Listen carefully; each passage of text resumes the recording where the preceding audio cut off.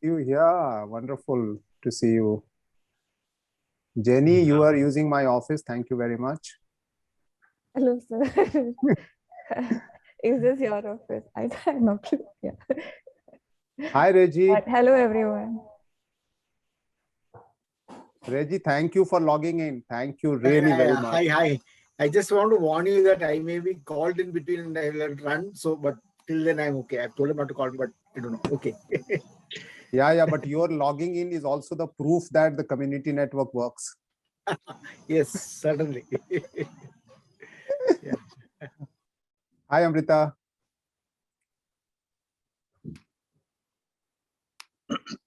Hi, Osama and everyone. Good to be here.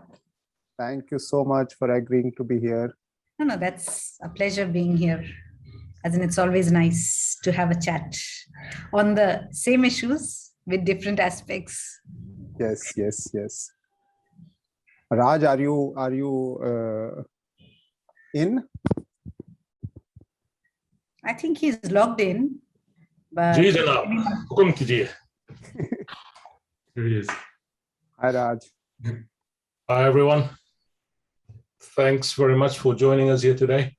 Much appreciated, taking time out of your busy schedules, I'm sure.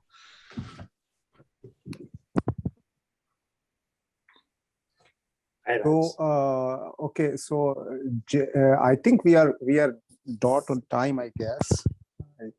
Should we? What's the Do time? we have Bhai on the call though? I can't see him on. Oh, yes, he is there. Sorry. Yeah, you can see Yes. me. Hi. Right. Yeah. Hi, everybody. Glad to be here. Osama, this part is also being recorded. Do you want to stop the recording? Or Yeah, is it okay? Yeah, it's I think this is fine. organized. Event. We have APC, Apnic Foundation, A4AI, AIBD, Action for Hope, Landscape of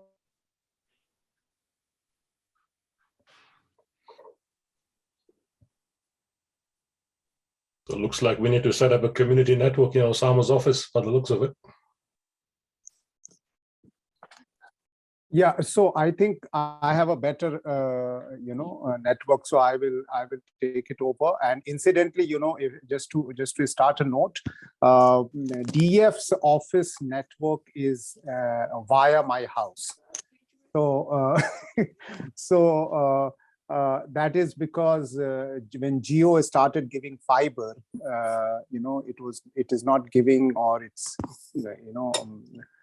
very costly or something for taking it as an organization or something. So it has come as an individual, and then the whole organization is missing. So it goes through this one with 150 Mbps. Thank you very much, everyone, and welcome to this one.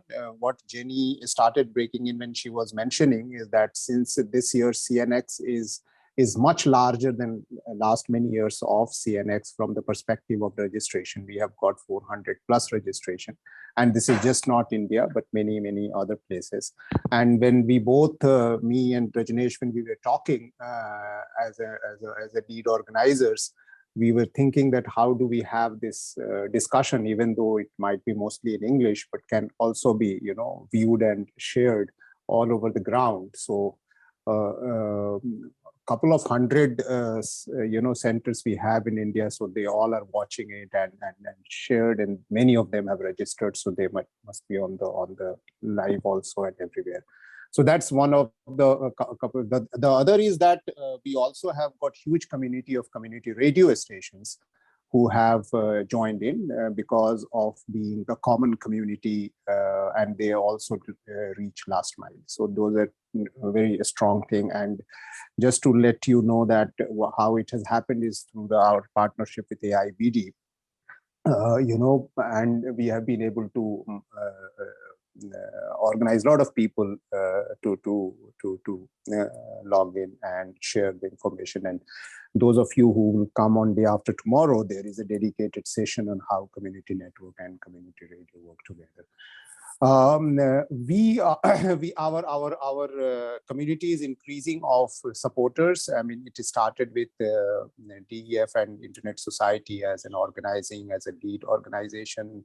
It is supported regularly by A4AI, which is the Worldwide Foundation's body, APC, Association of Progressive Communication, APNIC Foundation, and if I am not forgetting, AIBD, of course, as I mentioned, and also Landscape of Hope, who work in the area of how culture, heritage, and art can be integrated into rights and digital rights.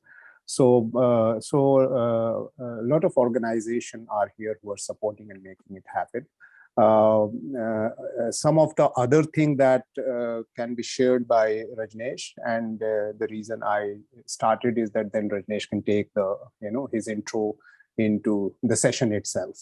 So while all of you are here, both the session, these two sessions there are two sessions in the next 2 hours or less than 2 hours, 1 hour 45 minutes. So I would just say thank you very much, Reggie, for joining, Talent for joining, Satish from Facebook joining, Bhaishali from UNICEF for joining, Duncan from EPINIC for joining, Amrita from COAI, but now Amrita, I'm seeing more in the internet, governance sector playing huge role, APR, IGAF, and so on and so forth. And she has been instrumental in setting up India's IGF as well.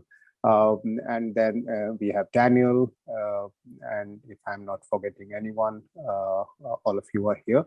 Thank you very much. I will hand it over to Rajneesh to take it forward from here, and I am standing here.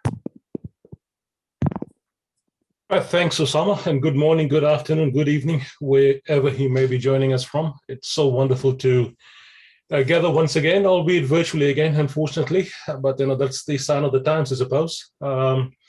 This is the 5th CNX APEC we're holding, and every year I think we've brought some new flavors to the event, and which is, I think, interesting in itself, isn't it? If you keep doing the same stale old thing over and over again, some people call it insanity as well, right? Doing the same thing over and over again.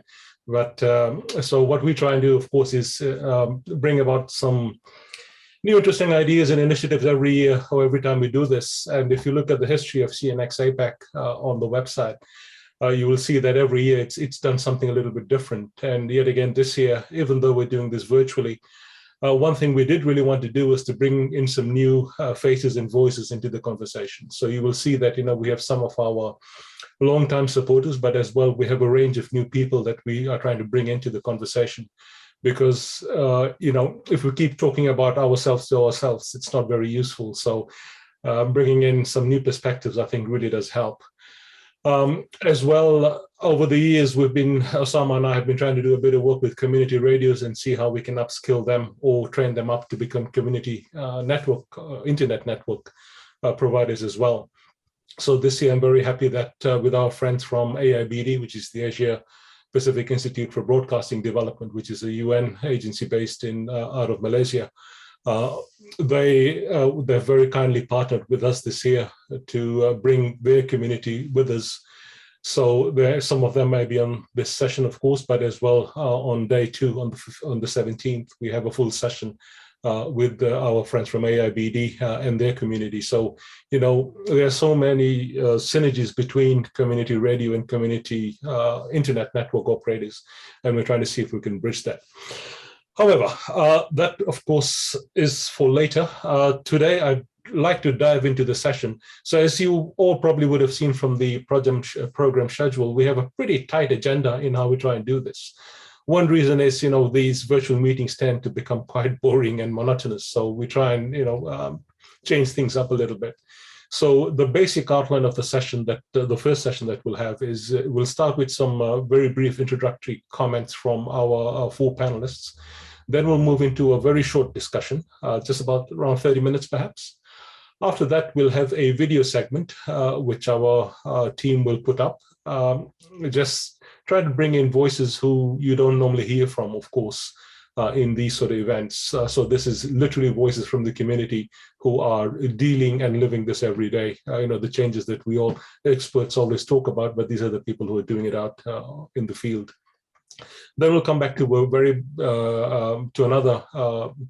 come back to continue our panel discussion. And in case there are some questions and comments from audience or other speakers and panelists that we have, we'll try and respond to that. And then we'll finish this off and move on to the second session, which Osama will be moderating. So not wasting any further time, I have 4 great panelists lined up today. I mentioned that we're trying to bring some new voices into CNX APEC and this field of work. And I'm happy to say at least 2, maybe 3 of these 4 panelists are new to this, at least to this event. Obviously, they have been active in many other fora. So I have my new good friend. Over the last couple of months, we've been discussing quite a bit on a number of things. And we hope to work more together in the future. Dr. Daniel Featherstone, who is a senior research fellow at the ARC Centre of Excellence for Automated Decision Making in Society at the Royal Melbourne Institute of Technology in Australia. We have Bhai Shelley, who is a Communication for Development Specialist at UNICEF India. We have Amrita Chaudhary, who is the president of the Internet Society's Delhi chapter, but as well, she's the vice chair of the Asia Pacific Regional Internet Governance Forum, as well as active in a whole bunch of other fora. I sometimes wonder how Amrita finds time to do all these things, but she soldiers on. And last but not least, we have Satish Mittal, who is the head of Facebook Express Wi-Fi in India. Satish, maybe we should call it Meta now. I don't know. Maybe you can tell us when you speak. And so with these 4 panelists, what I'm hoping is that, we have, although the topic itself is, okay, so one of the reasons we chose this topic, which is the pandemic digital dependence and the unconnected challenges and opportunities, is really to set the stage for what's to come over the next 3 days of this event. It goes without saying that the pandemic has had major implications and a massive impact on how people go about their daily lives these days. And digital technologies, of course, from when the pandemic was declared globally, or even before it was declared, people were looking at the internet to see how we could support things. And true to form, of course, the internet has coped, it has scaled up, it's been able to do what it's done. However, there are vast swathes of the population which really haven't been able to benefit from this. A lot have struggled. And interestingly, it's not just an issue in developing and emerging countries. Even in developed countries, we've had the exact same issue where people, depending on their economic class or where they may be located in a country, even a wealthy developed country, have suffered from issues. Then, of course, there are minority communities and First Nations peoples, and a whole bunch of people with disabilities is another stakeholder group which have raised concerns about, they seem to be being left behind. One of the reasons, of course, is that most governments and agencies around the world use digital technologies to try and deal with the pandemic itself, from infection management to control to your dosages to booking your appointments to get your vaccination and so on and so forth. Then, of course, there's the education perspectives. Kids at home, what do they do? Work from home. I mean, there's a whole bunch of things. So I won't get into all that. I think we're all very well aware of all the issues that have surfaced. But what I would like to discuss with my panelists today is to see to hear from them with some very brief opening comments as to from where they sit and what they are involved in based on their background and the work they're doing, how have they seen things evolving? So I'll start off with Daniel, because I'm pretty sure it's going to bring in some very interesting perspectives from a wealthy, developed country. He and I share the same country, and we won the cricket T20 last night, so I think we're all very happy with that. I was going to wear an Australian jumper when I thought maybe I shouldn't. I wouldn't want to rub salt in the old enemy's wounds and all that. Anyway, Daniel, over to you. Thank you. Thank you very much, Rajneesh, and that's very generous to invite me to be part of this conversation. Thank you for that. I'll just start by acknowledging the traditional owners of the land where I live and work in Victoria, in Castlemaine. That's the Dja Dja Wurrung people, and I pay my respects to their elders past, present and emerging, and to First Nations people all across the world who are part of this conversation. My background is in filmmaking, and I worked in remote communities in the Nganadara lands of Western Australia between 2001 and 2010, managing a remote media organisation called Nganadara Media. And then during the from 2010 to 20, I managed a peak body for remote First Nations media, and then a national peak body for First Nations media. So my interest here bridges both digital inclusion as well as the First Nations radio. So great to have both audiences involved. Last year, I did a project for ACAN, one of the consumer advocacy group in Australia, called the Remote Indigenous Communications Review, to look at infrastructure in remote communities across Australia, and found that, while the infrastructure had increased, the divide was actually widening for a lot of remote First Nations people, largely because the rest of Australia was getting online increasingly faster with the rollout of NBN and a number of projects like the Mobile Black Spots program, which has increased the availability of services nationally. But really, during COVID, a lot of the remote communities were locked down, so people weren't able to come in and deliver the services. So there was an increasing need for online access to those services, and a lot of people were simply unable to access services, and that included even getting food and basic things like doing their banking, getting money out, accessing their welfare payments and so forth.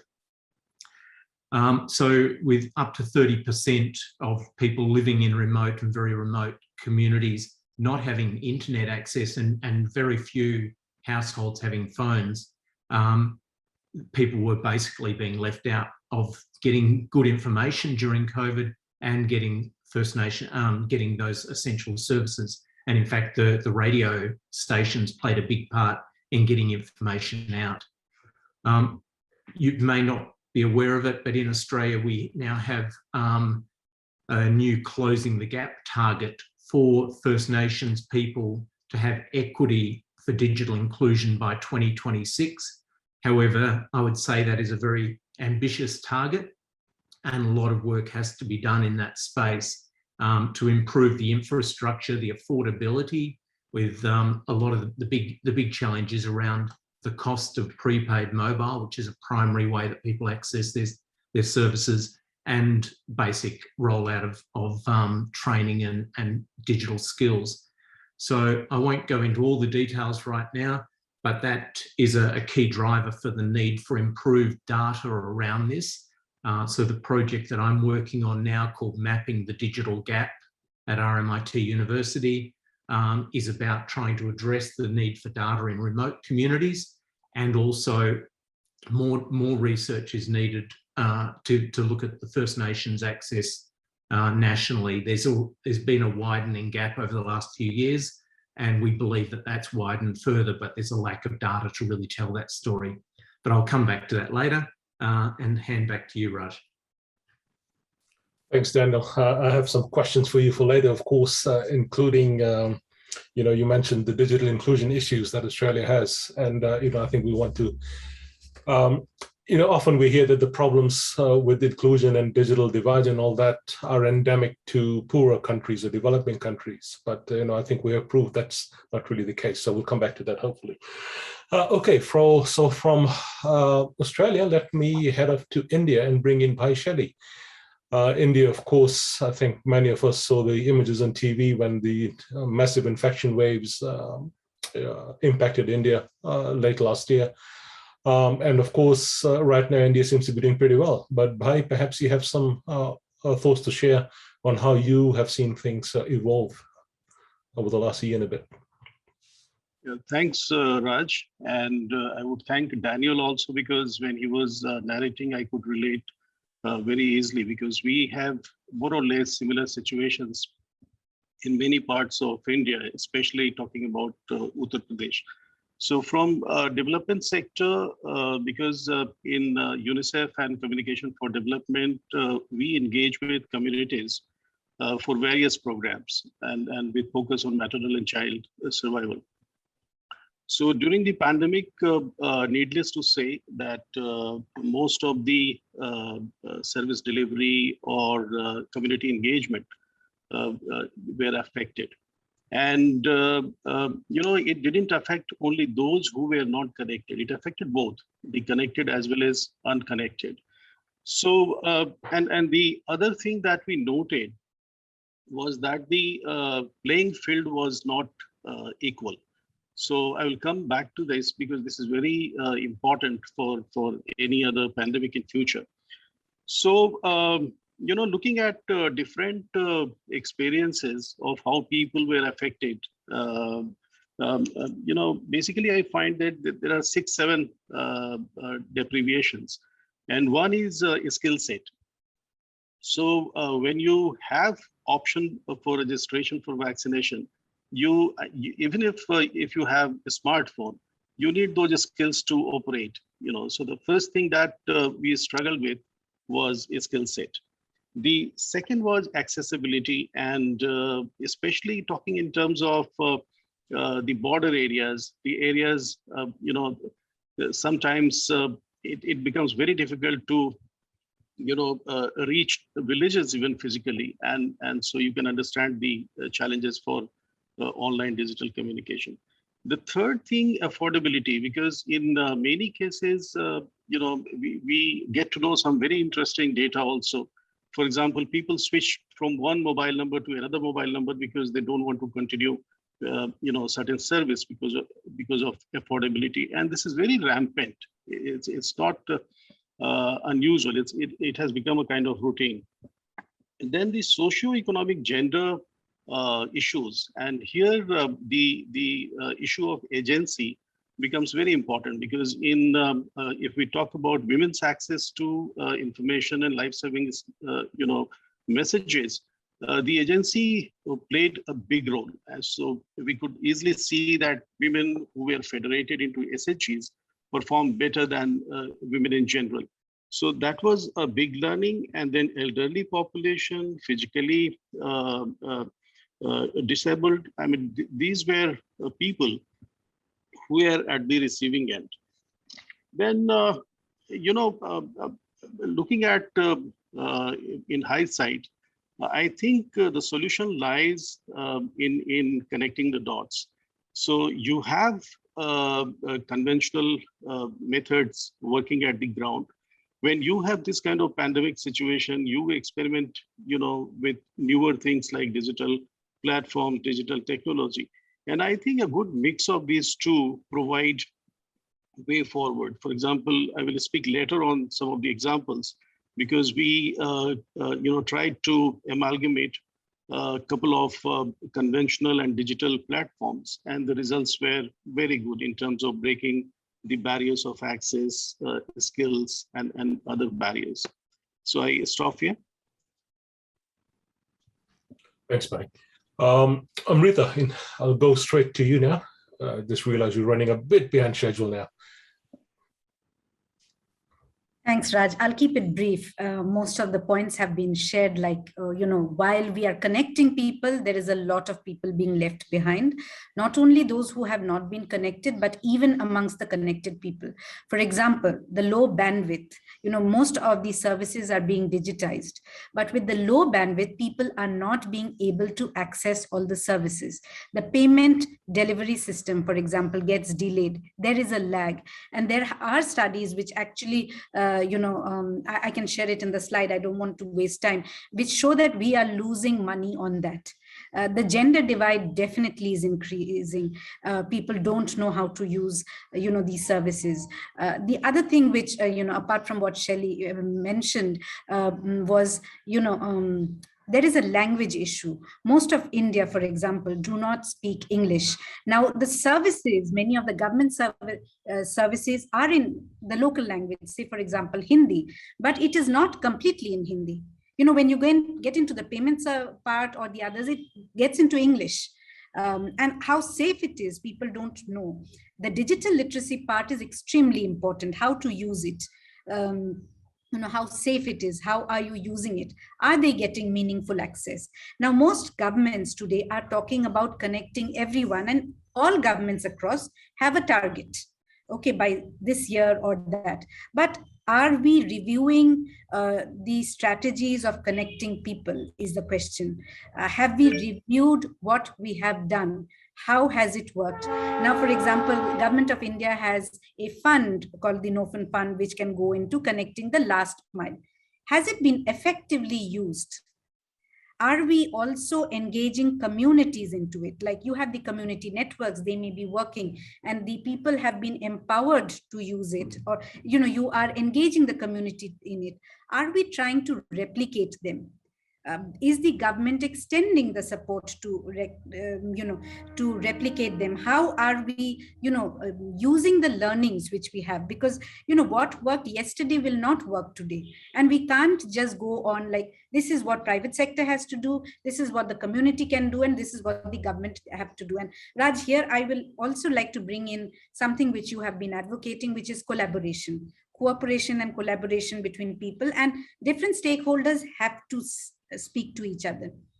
We need to see what lessons we learned. And another thing, if you look at, is the during the pandemic, the countries which had high technology and could adopt good technology for COVID measures, they did extremely well, whereas the countries who did not have that kind of expertise lagged. For example, Singapore did very well. Taiwan did very well in managing it. India, to a certain extent, did. We do have concerns. We do have surveillance issues. But then there are many countries who could not use technology in that manner. So these divides are increasing. And if we don't learn from each other's, I would say, experiences, hits and failures, I don't think we will be able to go to whatever targets we want to go. And I think it's important to involve communities in the discourses. When we are trying to frame a technology, trying to frame a policy, no point asking later. If you do not ask what a person wants and you try to give it to him as per what you feel, there is going to be a gap. So that's about it. So you said many things there, Amrita, that really struck a chord with me. And of course, as you know very well, one of my biggest concerns in recent times has been the new digital divides we're creating in various ways and forms. So I won't get into that. But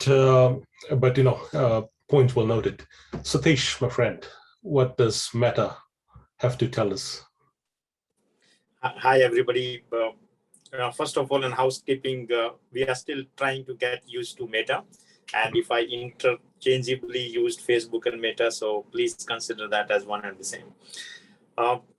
Honestly, a couple of months back when we met Osama, we really thought that we share some common interest in what DEF is trying to do in building communities and what Meta connectivity is trying to do. So let me give a global perspective first. We divide this problem into two. So one is connecting the unconnected. And to Amrita's point, we have connecting the underconnected.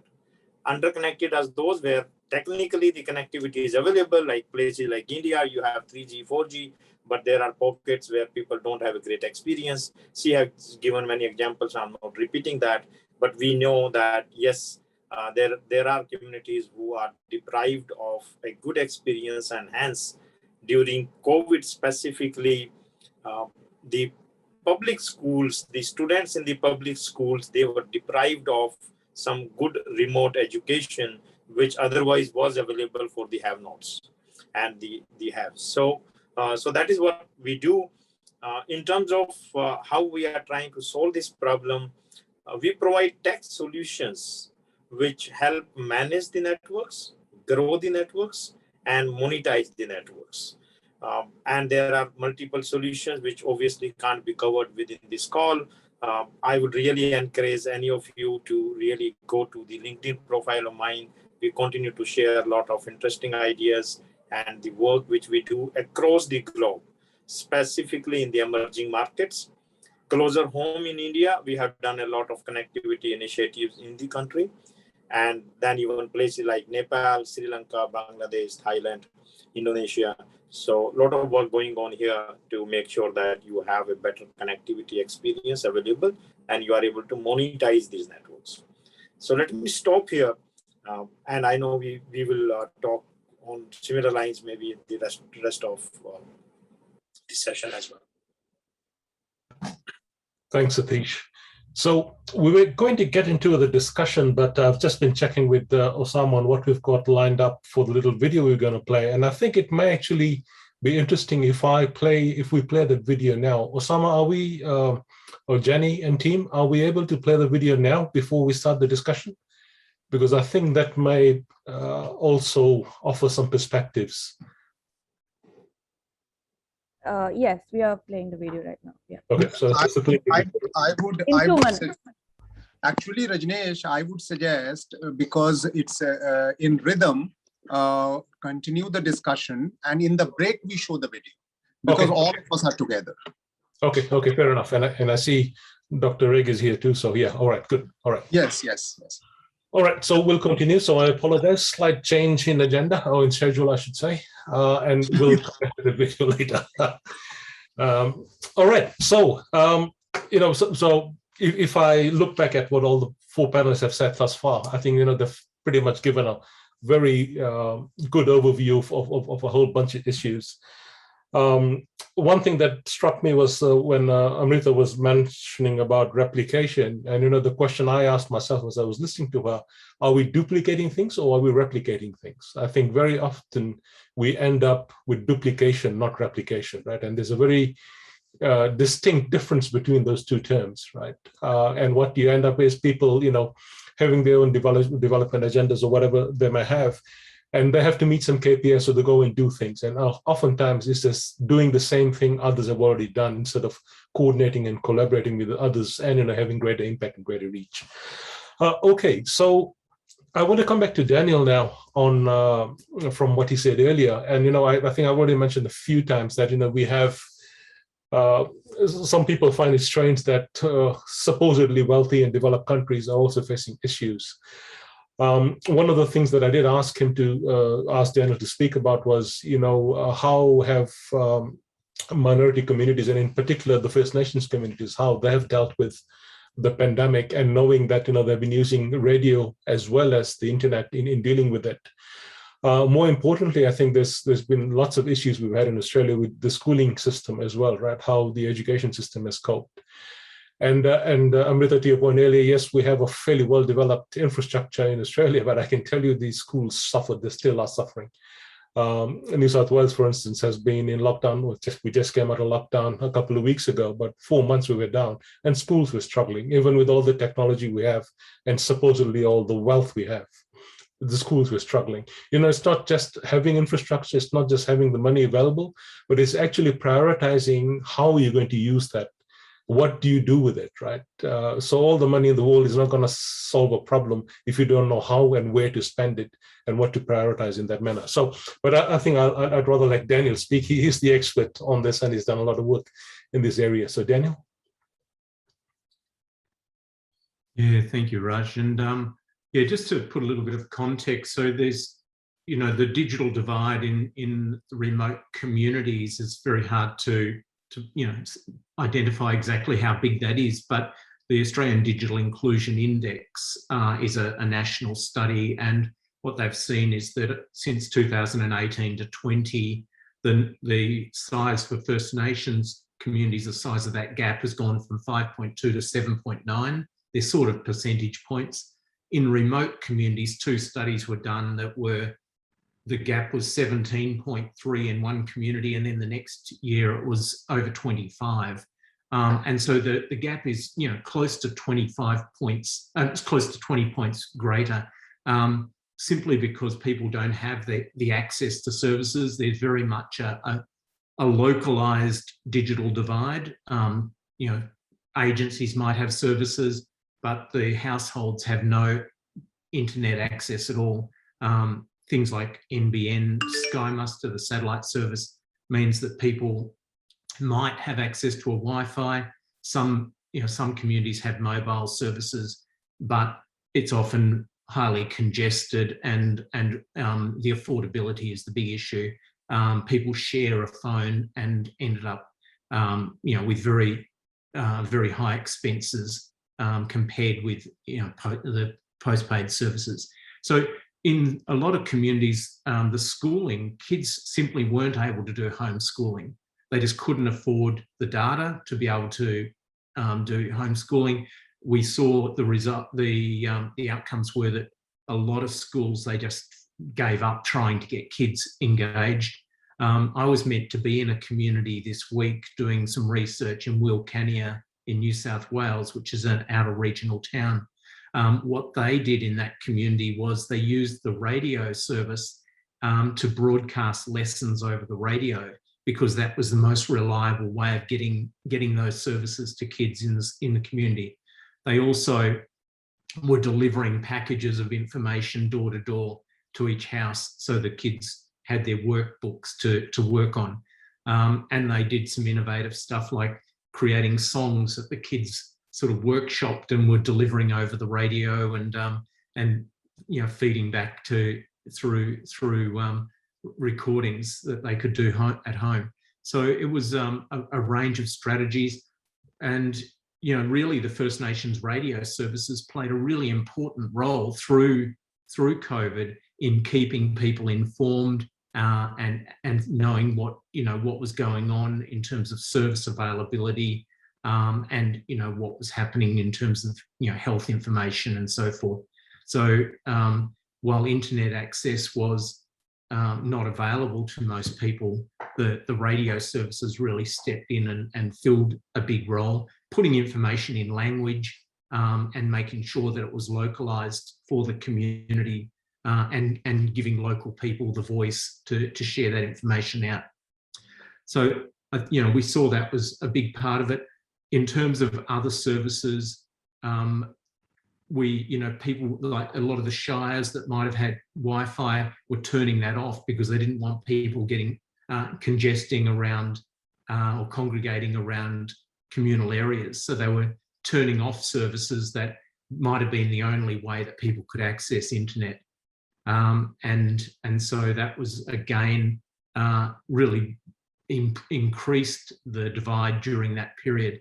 And so there have been some solutions put in. NBN put in about 54 communities in isolation, Wi-Fi hotspots into communities. Communities have put in their own services to try and address this, their own local Wi-Fi networks.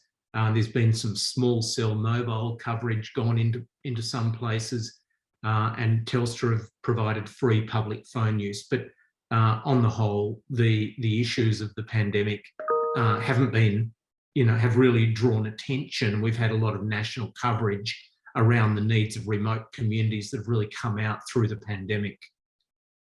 Does that answer your question, Raj? Or is there more to it? It does, and I don't know, one of the reasons I really wanted you in this session today, Daniel, was, again, to give people a real perspective from a country like Australia, that that we have also faced challenges, right? And our kids and others have also suffered through this. And, obviously the implications for the future, particularly when it comes to school kids, right? I mean, I think we'll have a whole generation of kids who might not turn out to be able to use their full potential, right, due to these lags that we've had. Anyway, but perhaps that's a discussion for another day. So Bhai, from what Daniel said earlier, you said, things resonated from when he spoke the first time around. And I think, again, what he's just said, again, that must have resonated with you as well in the work that you've done. Of course, the development sector has for long used media as forms of outreach and advocacy. But perhaps you could, also touching upon what Daniel just said, and some of your own observations in the work you do, but as well, perhaps you could also suggest a little bit on what role traditional media can play, and where does digital media fit into this, since we all seem to be going digital now. Thanks, Raj. Actually, this is excellent because we have been grappling with all the channels during last 1.5 years. At the outset, I would say that traditional media that we know in development sector, for example, the interpersonal communication or group communication and different kinds of mid-media and television, radio, community radio, they are very, very important they cannot be replaced, because they ensure participatory communication. They ensure ownership, the community leadership, etc., etc. So they cannot be replaced. Now we need to complement, and that's what we noted and we learned, that the newer technology that we used during the pandemic, for example, the telecounseling, the videos, SMS, and community radio, the newer things that we did with them, they all proved very positive, because perhaps in our pre-pandemic period, we were not using this mix very efficiently, because there was too much dependence on conventional face-to-face methods. So I'll give you one example. In Uttar Pradesh, as you are aware, like many other states, we face the problem of malnutrition and the challenge of severely acute malnourished children. And there is no magic bullet. We just need to engage with the family very frequently, efficiently, with all the skills of interpersonal communication. And that we were doing before pandemic also, but we introduced the telecounseling, videos, SMS, and then we started training the Anganwadi workers on using these, newer digital products. And that proved a kind of magical way forward, because now we are tracking the changes in food and feeding practices also, and we are finding very positive results. So, I would like to conclude by saying that we had a very bad time during pandemic, but not so bad in terms of our learnings. We have learned a lot, and perhaps we are better resilient for any next bad pandemic. And in terms of development sector and communication platforms, the great learning is to create hybrid models and engage with community in a more efficient way. I hope this clarifies. No, absolutely. And it occurs to me, Osama, maybe later we need to do another session specifically on just the points that Daniel and Bhai have said thus far. I think it would make for a very interesting conversation. So we may come back to both of you, not this week, and that sometime later. I think there's things we could explore here as well. Amrita, so you very nicely outlined earlier some of the challenges that I think we've all faced in various ways and forms.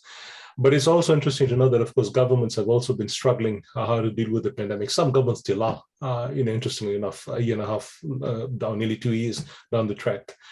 But there have also been some challenges in how we've been using these digital technologies, right? A lot of people have raised various concerns. Some concerns, you could say, are structural in a manner of speaking. For example, earlier we spoke about the digital literacy skills, the skill sets that are missing, not having the access, the data caps, or the cost of access and all that. But beyond that, there's also some other challenges that exist with these digital technologies, right? Do you want to see how we could maybe offer some thoughts on how we could balance those, or is everything okay?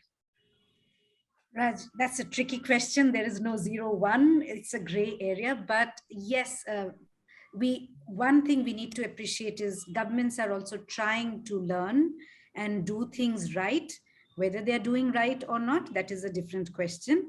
But I think what is important, and many times new technologies are brought in, but we don't, and it is brought in for a good purpose. However, at times it is infringing the, the privacy or the, an individual's rights. So those are concerning. How I see it is, while connecting the unconnected is a first priority, we need to use innovative methods to connect people, promote the community-led initiatives, as in we need to replicate good things or add on to good things, not start something just because we want to start something. That's one part. Second is, whenever a policy or a technology is is thought to be deployed, there has to be some communication with the different stakeholders as to how it works. Is it going to help a user in the way someone is thinking it is supposed to help? What are the risks involved? For example, if I am adopting a particular technology, how is the redressal mechanism going to work? What are the checks and balances? Is privacy built in by design? Are we also looking at things which have worked earlier and try to adopt them? Those are certain questions, not only while deployment of technology, but also while formulating a policy which needs to be done. And I think here, one thing, and just because I'm associated with Internet Society, it's not because of that I'm talking. Very recently, as I said, first of all, are the rights of people being respected and protected? Is privacy by design being maintained? What are the checks and balances of is it a surveillance? Can it be misused as a surveillance tool? These are important. And similarly, Internet Society has launched the Internet Way of Networking Toolkit, which actually has parameters to see that whether the particular I would say regulation is promoting an open, interoperable, secure, and trustworthy internet. So this is, the parameters on which the particular policy or technology is being designed could actually be mapped to see that if it is, fulfilling those things. It's not a mandatory thing, but regulators can use it as a checklist to see, okay, am I promoting an open internet? Am I promoting a trustworthy thing? And then they can tweak it. As in, these are tools which are being made. I'm sure many more can be made, but as an example, as in, governments need to look at these checklists or toolkits and see and weigh where the proposed policies fall. I think that would help to a considerable extent. And I think you have to involve people. Just some people sitting in a closed door making a policy is not going to work. Simple thing. We have something called for the vaccination, we have a particular COVID app, which is good, which is great. It is working excellently. But, I'll use a personal example. I had my father's vaccination done, both the vaccinations, but somewhere they made a mistake of recording the second vaccination as a first. Until today, I have not been able to resolve the second vaccination issue. It's showing 2 vaccinations, first vaccination. Now, how am I going to get that resolved? I have not been able to do, and I'm sure there are many more people who do not know. So if those open conversations don't happen, and if you don't know whom you need to reach out for it, and I've tried all methods, I have failed in the last 3 months. So those are issues which come up. And I'll sum it up here, Raj. Thanks, Amrita.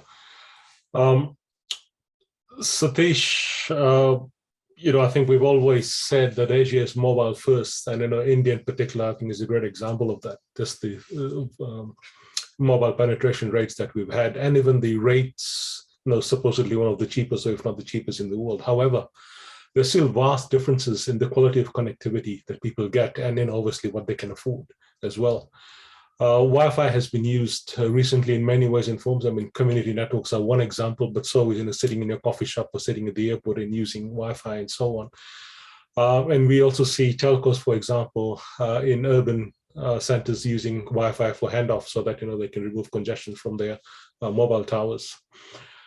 But we still, with all these things happening, we've heard from Daniel and Bhai and Amrita as well. We've all touched upon the fact there's still vast areas where people just don't have the connectivity they need, right?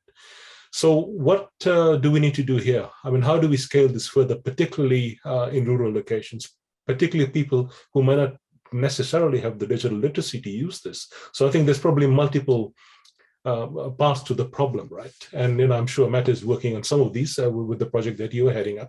So I thought you perhaps could give us some perspectives there. Sure. I think first of all, let's acknowledge that there is a great work has been done in the connectivity. You talked about India.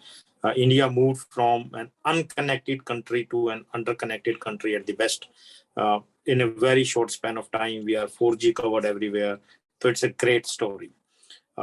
But at the same time, it's good to acknowledge that the remaining unconnected problem is not that easy to solve. And we do see 4 big dimensions to it. One is the availability of the network itself. Second is the affordability of the network.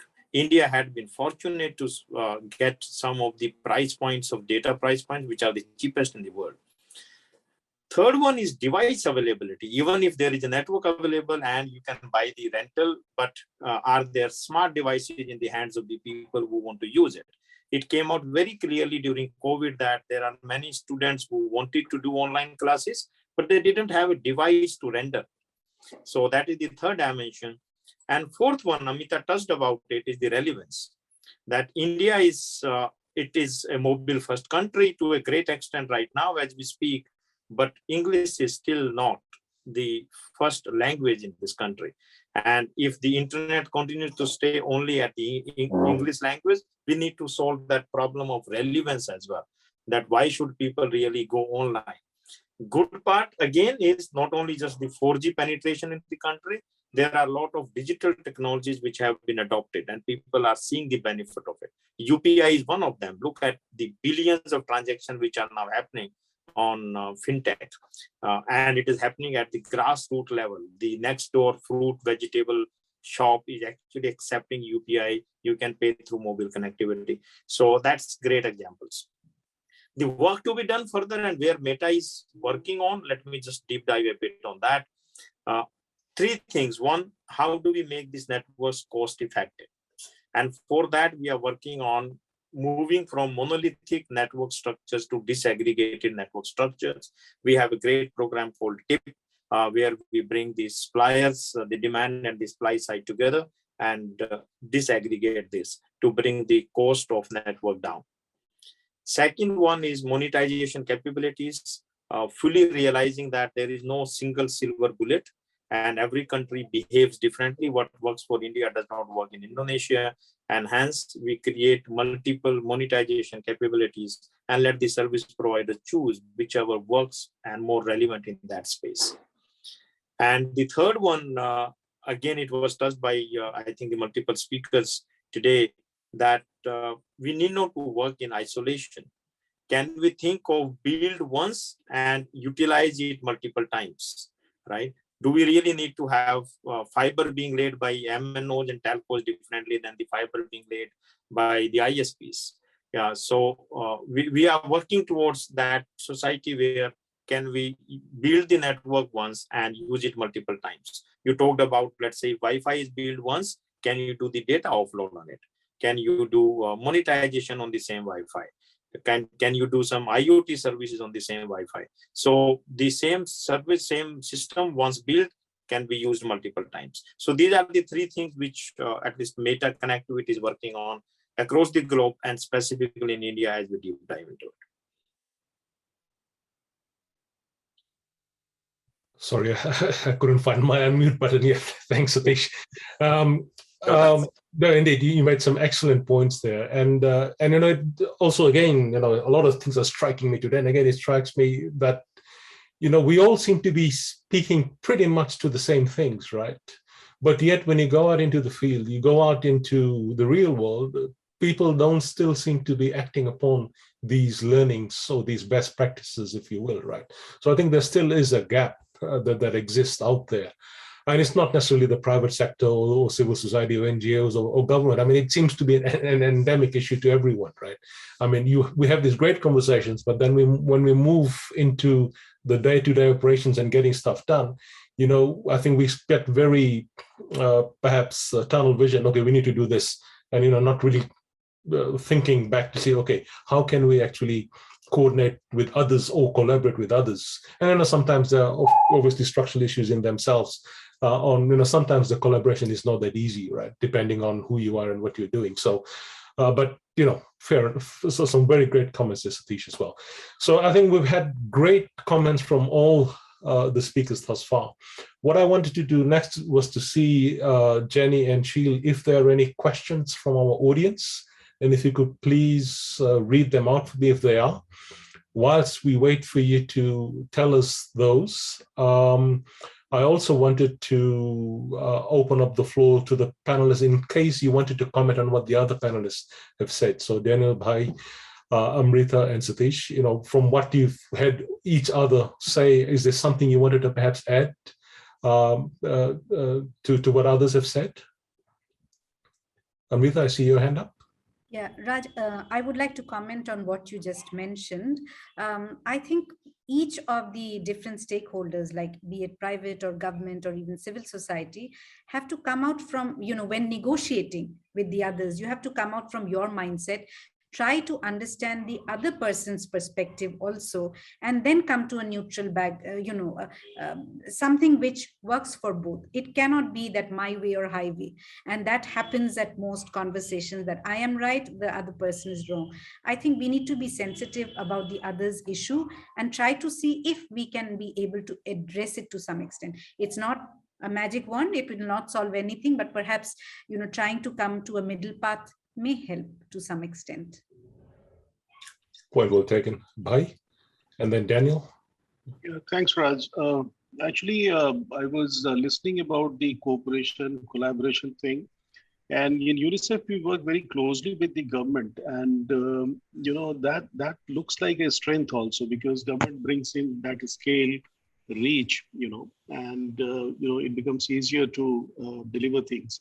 So maybe because we are also discussing about, reluctance to try new things in digital platforms, or the internal bureaucracy, internal things within the government. Perhaps this kind of conversation we should take to, the government counterparts more and more.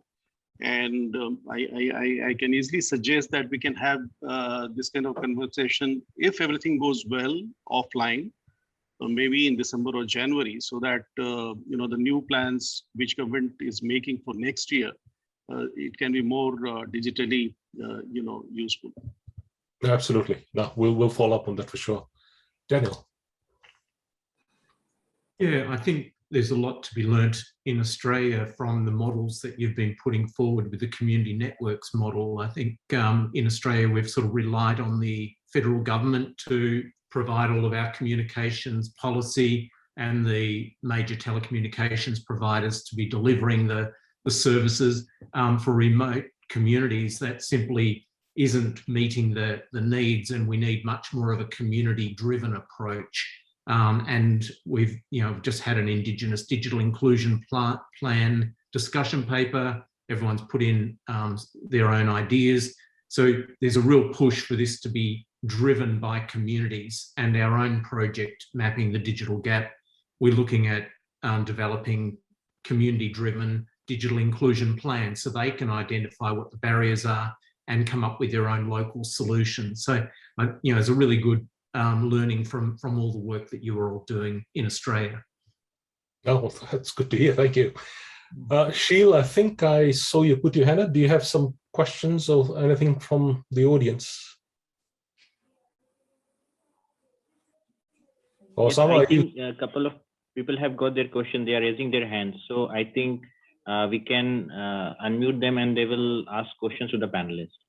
Okay, so we maybe 2 or 3, right? I see that we're running slightly behind schedule now. So can you get them to speak? Yeah. Yes, sure.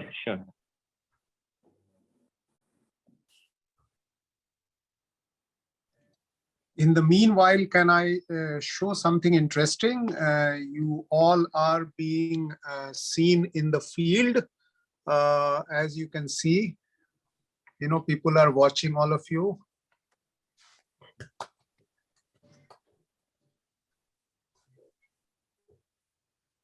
So Daniel, you would imagine, had you ever imagined Indian village would be looking at you and, your photograph in the, and Amrita laughing, and then Raj and everyone.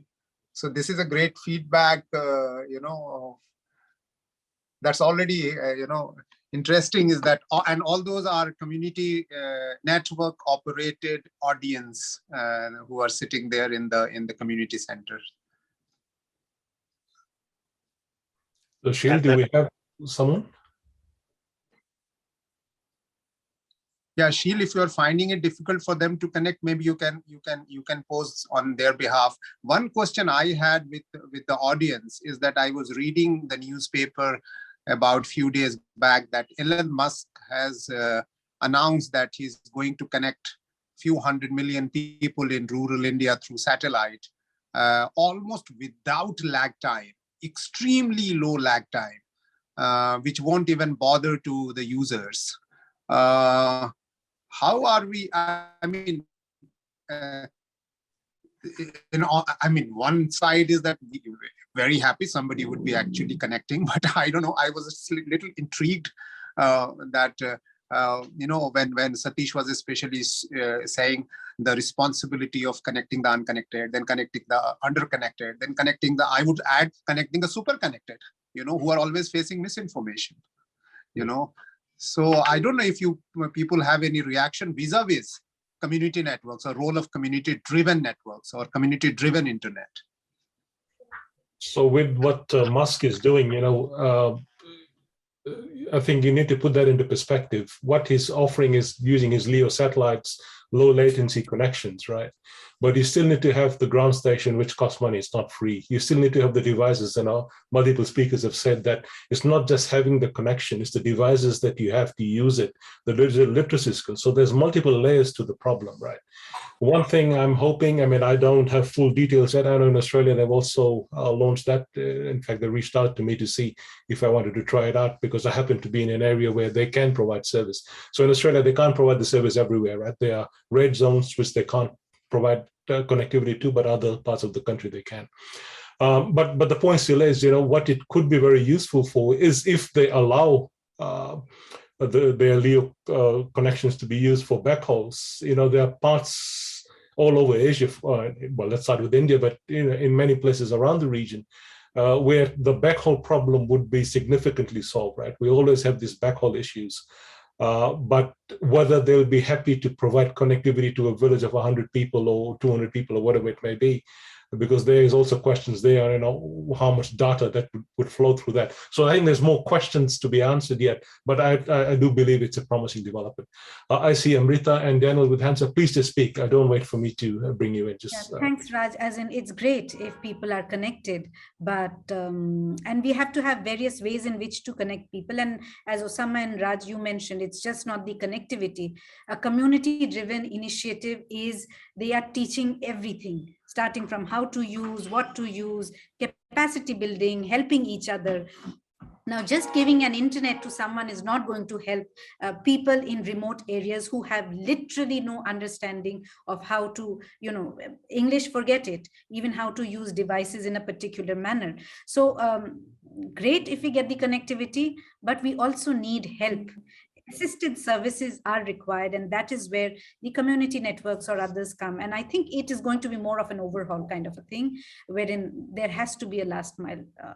If we can do it, great. But India, Osama, looking at India's population, we need more. The less, whatever we are doing, we need to have more. It's great if that happens, but we need also more. And the Indian story and Indian connectivity is quite different from the rest of the world. We have our own ways and jugars of doing things. Daniel, do you want to go? Look, I totally agree with Amrita, and I'm just wanting to say that it will make a significant difference in Australia, where our major satellite solution is the National Broadband Network, which is 36,000 kilometres up. This is 500 kilometres, so there's a significant difference in latency. But everyone has to be able to put up their own satellite dish, and it's a much more expensive service in Australia than the current National Broadband Network. So we're a long way off addressing the affordability issue, and a big part of the challenge is around data. We need to work out how to aggregate data, whereas Starlink is very much an individualised service to each household. We need to be able to share data costs collectively.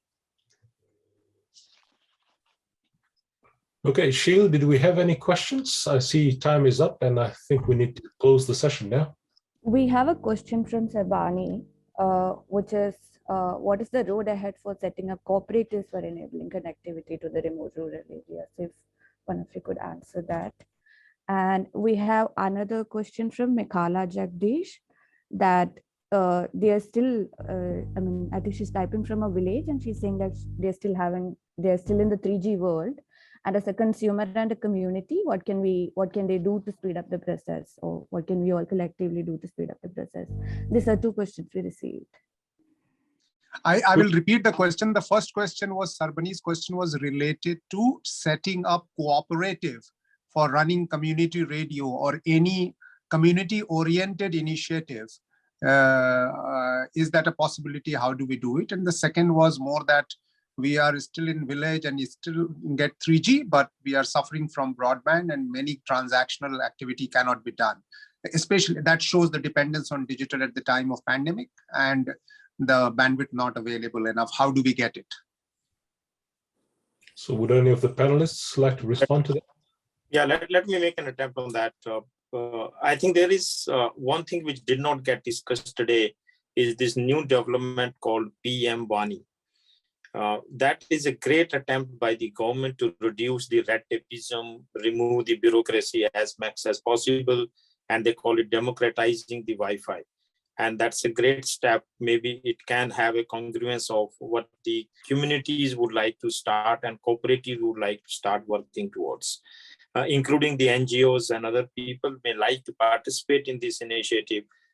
We do see that that's a great step by the government coming forward and saying, hey guys, you can set up Wi-Fi hotspots any place specific to India. Maybe the audience outside may not be able to appreciate what has been done here, but India has completely liberalized the way a Wi-Fi hotspot can be set up in the country. And that is one great opportunity for the communities to really work on. I would just take a pause there. There is enough information around available on how does PM1 work, but if anybody wants to know even more, happy to provide those. Yeah. Okay, thanks, Satish. Any others would like to comment on the two questions? So, so let me just add here to what Satish has said. A lot of the times, things are available, but people just don't know where to go to find the information or what steps to take, right? So I think that in itself is a gap, isn't it? There are so many programs from government agencies, from development organizations, even the private sector. But oftentimes, people just don't know where to go to start the process of. So I think that is as important to focus on as is providing the opportunities in the first place. Okay, so I think we need to close the session. It's been, yes, Jenny. We have one more question, a follow-up question from Sabani. Okay. Should I read it out? Yes, please. Yeah. So this is regarding the funding for last mile connectivity. Why are we not asking for internet for development in the Gram Panchayat development plan? And she's suggesting that would be a great initiative. So if any of you could comment on that. Would any of our Indian speakers like to respond to that? So I guess this boils down to the question, the suggestion which I was saying, that when policies are being decided, we need to have Sarbani, people like you or others who are working, giving these suggestions that who needs to be included. And that's where the conversations has to happen at a regular basis. And I'm sure it can still be given, whether it will be taken, used or not, I do not know, but I think that's where the conversations have to happen. Okay, right. So what I'll do, I'll just ask my speakers if they have any final comments, something we could tweet out, so not a very long speech. If there's anything you want to add before I end this session. Satish, anything from you? No, I think just the last point of the participant, I think, again, many people don't know that CDB, which is a banking institute in the country, they have launched very soft loans to launch PM money hotspots. So in a way, there is a lot of initiative by the government itself to create that ecosystem. So feel free to tap into that. There is a very simple process. It's available on their website, and it is collateralized by the DOT itself. So great initiatives by the government for you to really start setting up some of these hotspots and connectivity programs. Thanks. Bhai, yes, anything from you? I just wanted to say that in last 10-15 years, if you look at community radio stations, it started small, but the way civil society organizations and advocates pushed it, it has become a big reality. And I think similar approach is required for a movement for internet connectivity for everyone.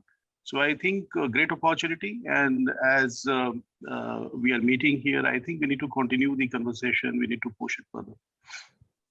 Thank you. Amrita?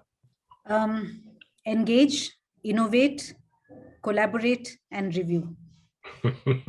Thank you. Daniel? So yeah, we've obviously got a localized digital divide in many of our communities now, and I think that requires local solutions. And I'm hearing some fantastic solutions from all of your communities. I think this dialogue is really important to keep going forward for developing countries as much as for the developed countries. Thanks very much, and thank you to all of you. I think this has been a far, we were a bit concerned on how the session would turn out, because it was sort of a bit broad in nature in many ways, but I think we've been able to bring it to where I thought, where I would have liked it to be. So thank you very much for your contributions. Two things, that I just want to mention. Many years ago, when I used to do a lot of work in the development sector, one of the things I kept on saying was that, please use appropriate technology as an appropriate solution. And I think that lesson still hasn't been learned in nearly 2 decades now. You have these fancy consultants who turn up, probably for a development funded program, and they're whacking things that they're familiar with, as opposed to engaging the community and seeing what the community's needs are.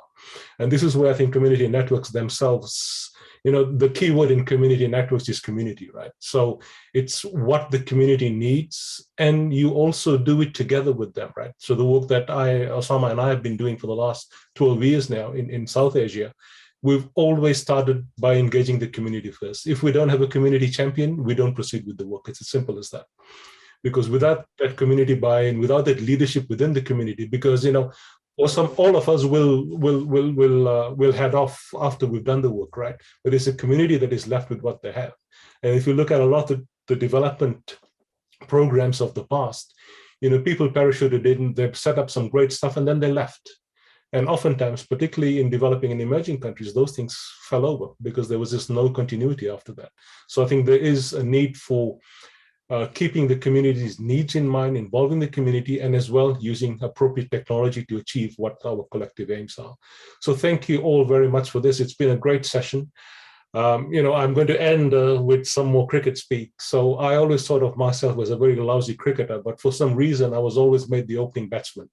So I'll leave you to think why they used to put me there. But what I think I've had today is my 3 opening batsmen and my batswoman, who I think have put on a stellar innings for the rest of the conference week. So I hope you all enjoyed it as much as we did.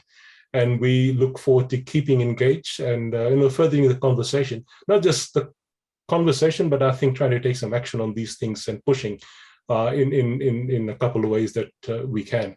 So with that, Jenny and Sheel, can we play that video now perhaps, and then we'll go on to the next session.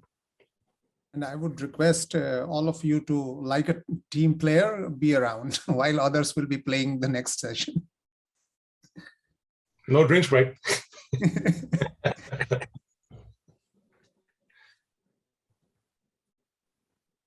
Jenny, are we good with the video?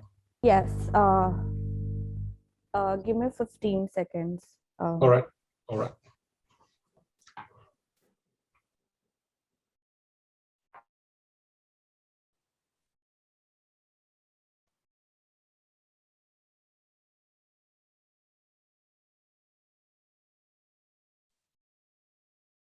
There is no sound, so you can enable the sound. Somehow the video never works properly.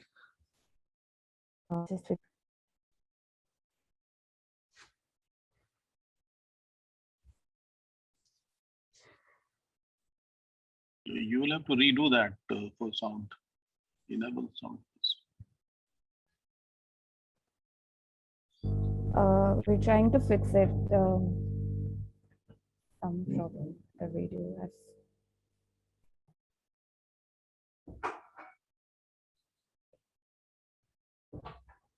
Give us 30 seconds. Okay.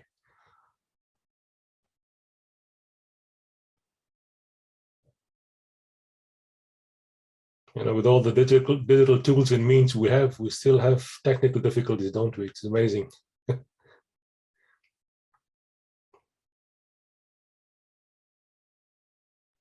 I think showing video online is more an art, I guess.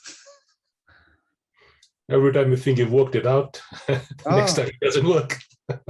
And we've done this multiple years now, right? And it is always like this.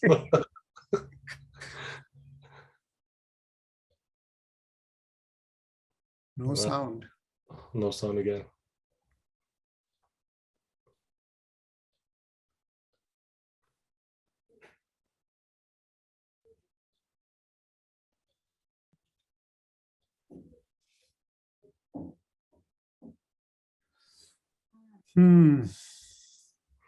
All right, why don't we move on to the next session then, Osama, and we can I think, yeah, we should move on to the next session because.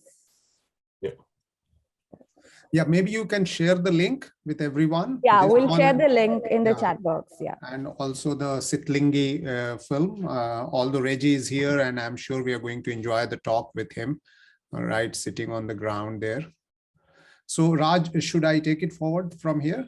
Yep, over to you. Your second innings. Yes, thank you very much. And may I have our next panel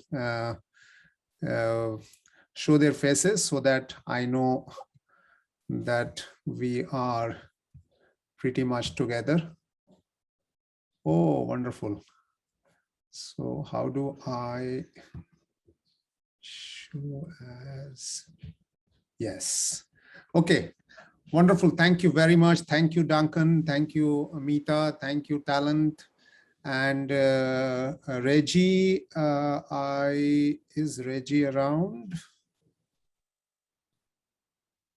I can't see Reggie. Okay, so thank you very much. The second session was supposed to be more focusing on the subject, like pandemic affected, how it has affected especially the health sector as well as the education sector. But I am sure you can share other than this sector as well if you want. And there are three perspectives that I would really like you to highlight is that, we passed through the pandemic and access to food and access to life was the first priority, and it took away all the limelight of the problem that we were facing. There is no doubt about it. But as soon as that we came over that, suddenly the whole focus was, do we have a regular access to health advices or not? And do we have access to education or not? Considering that most of you speakers are from the Asian country, Asia also has most unconnected, and we also have a large population of students and adolescents and kids who were totally deprived by education. And of course, in your different aspects, you must have seen many. I would like to start with Talent, who works on the ground in Kyrgyzstan. And I had a fortune to go there. I was fortunate to go there and had seen the locations where he was planning to start. And so it's not only an example of great deployment, but also maybe Talent in the last 1 year, what has been your experience that you can share to inspire, number one, connectivity, number two, the need and necessity, and number three, that there is no alternative. Earlier, we used to have alternative, we used to have non-digital, also we used to have a normal life, but now without digital, it's becoming difficult. So Talent, we will start with you. Thank you very much, Osama. Good morning, good evening, good afternoon to everybody. Thanks so much for having me in this panel, and personal thanks to Osama for coming to Kyrgyzstan and inspiring us to do community networks. And since then, we have launched in Kyrgyzstan a couple of community networks. After the pandemic, the lockdown eased a little bit. Just recently, we decided to visit other villages that are unconnected to learn what's the situation. But of course, in the meantime, we've been working to help kids in rural areas to get education during the lockdowns. So just to give you like an illustration of what is the situation in Kyrgyzstan, which is a landlocked mountainous country, you could see in my background is like the mountain passes through which you have to go to reach many of these locations. Some of them are located very high in the mountains, and in the winter when the snow falls, they really become unreachable. So for example, we visited one village named Kızıloy, and in the past when we came to villages and said we would like to connect your village to the internet, people would have little interest because they didn't really understand what it was. But this time when we came to Kızıloy, the whole community gathered, the teachers, the parents, the village elders, everybody was saying that we need internet because our kids are missing education. So for 1.5 years, because there was no internet, children really had no opportunity to study. And the teachers say that they had to sometimes break the rules and go to the homes of the children and stay outside and explain to kids what was the lesson. And some of the teachers would say that because we don't have materials, we have to go to nearby place where there is internet, 25 kilometers, and download whatever information we have, bring it to the school and share, not school, but to the village and share with the kids. We spoke to one of the girls, 11th grade Khadija, what she does to study during the pandemic. And she says, on TV, when there are lessons happening, she records them on her smartphone. Although there is no internet, she has to record it because she has siblings and everybody needs to share the TV. So I asked, what happens when your memory gets filled out? Well, I have to delete my personal videos, photos to be able to record the lessons. And she says, I don't regret deleting my personal videos because lessons are really important to me. So this was really kind of for us emotional situations sometimes. Another village that we visited is called Engilchek. It's a very remote area. To get there, you have to pass through 4,000-meter passes, and it's near the 7,000-meter peaks. And there, because no internet was available during the pandemic, some of the kids had to move to their relatives' places in other towns to be able to access education.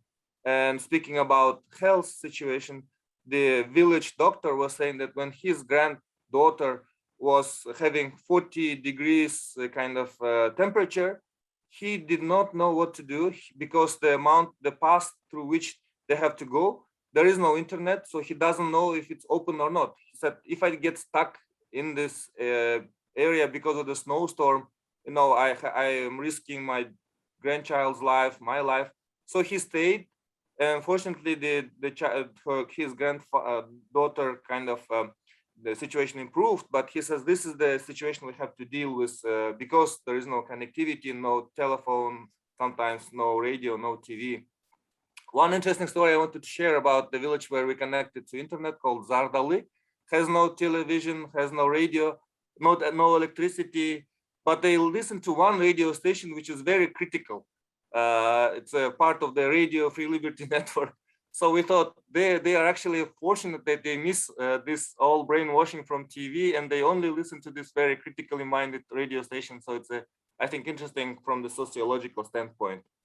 So what are the challenges that I think people are facing in terms of connectivity, in terms of education? I don't want to list all of them, but I want to kind of list a couple which we thought very interesting. One challenge we found in terms of content, of course, there is very little content in Kyrgyz language. So we thought we would digitize textbooks and make them available through our Internet in a Box and online. What we found out that these textbooks are copyright protected by the authors. and the Ministry of Education, which pays for these books, doesn't have the copyright. So, and there are multiple authors that own the copyright. So we were risking a lot of challenges later on with lawsuits. So we said to the Ministry of Education, why don't you, because you pay for these books, get the copyright? And they say, well, we don't want, because we cannot be responsible for the possible errors in the book.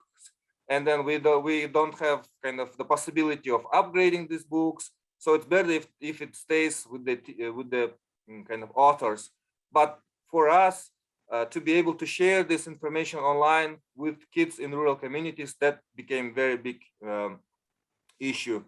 Another interesting challenge we found out was it's not really about money. When we visited local village council, they say, we have the money, but we don't know how to use it to be able to connect to the internet. We asked the government, we asked the Ministry of Digital Development, and their cost estimates are outrageous, like, hundreds of thousands of dollars to connect a village of 100 residents. But when we speak to local residents, they say there are different options. There are, for example, old TV towers that are sitting that maybe we could use. There are light poles that we could probably put the cables through. So the local residents have the knowledge, and if there is little additional help to them in terms of technology, in terms of know-how, I think it would cost not hundreds of thousands, maybe $10,000, maybe less.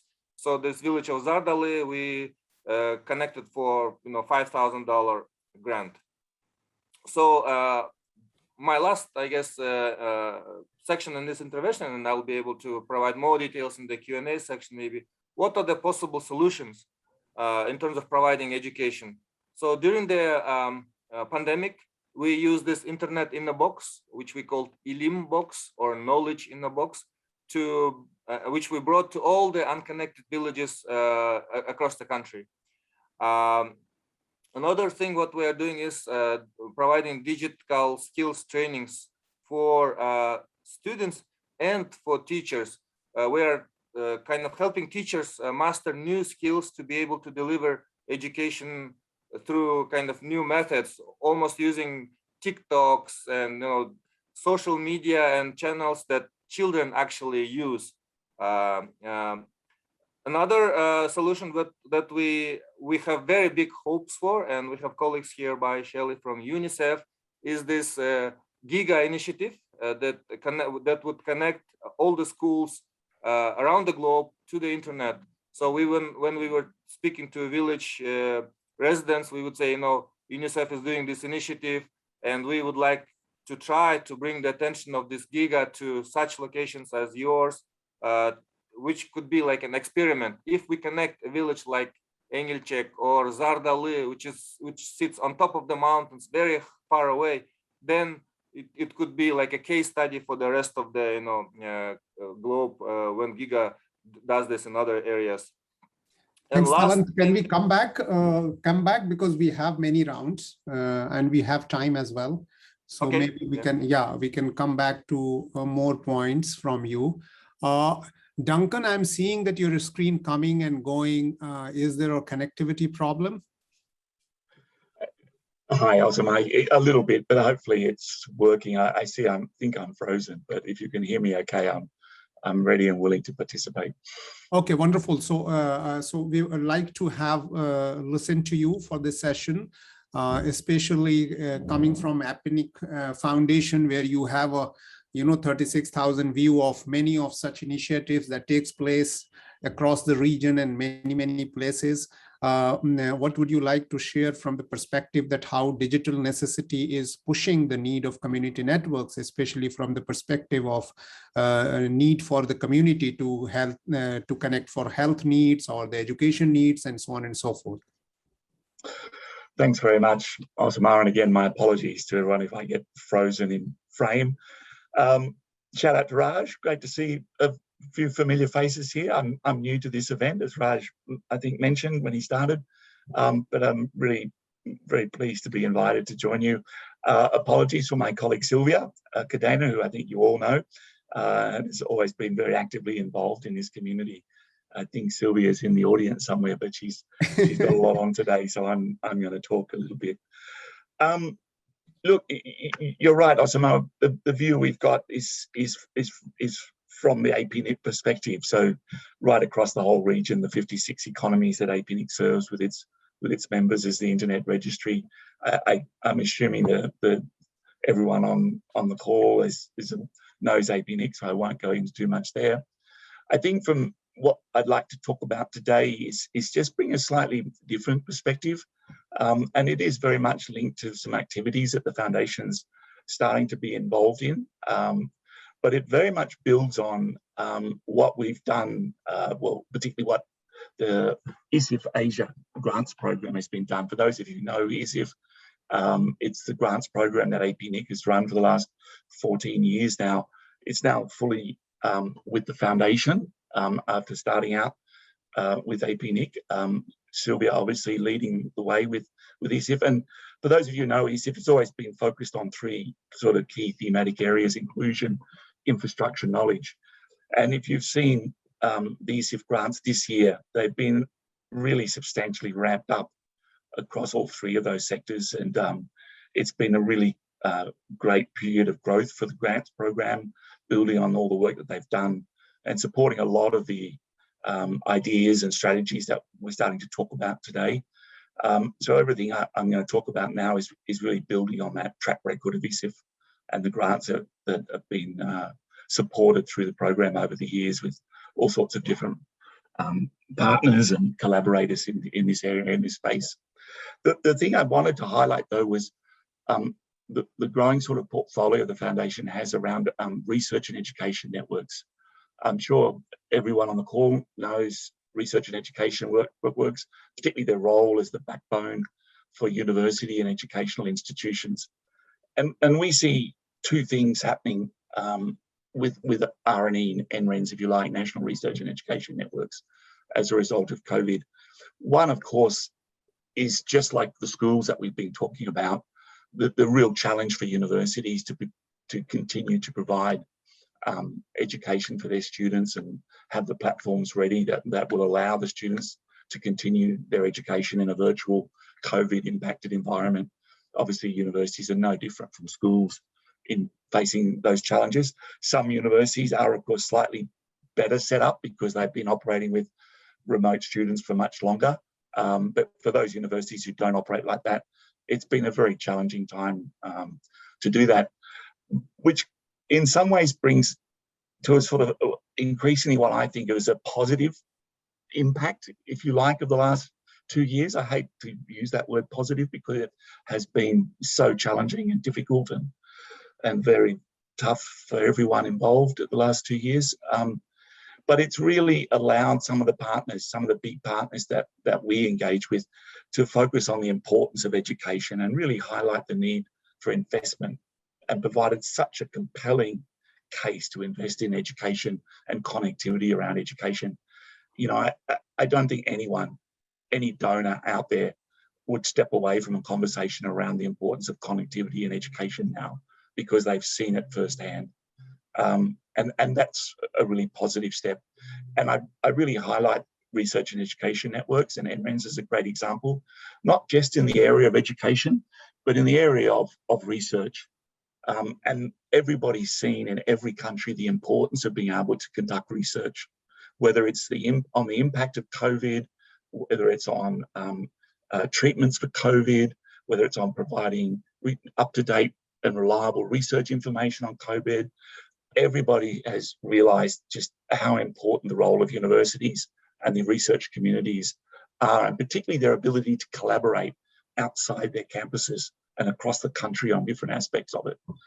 And so we're really looking to increase investment. We have a new partner, for those of you who know it, the Asia Pacific Internet Development Trust, APIDT. I'll put a few links in the chat after I finish speaking so people can go and have a look at that.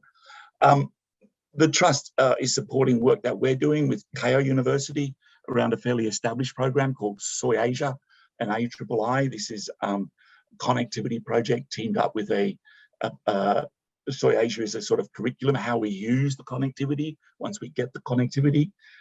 it's been going for a couple of decades now, looking at satellite connectivity for Southeast Asian universities.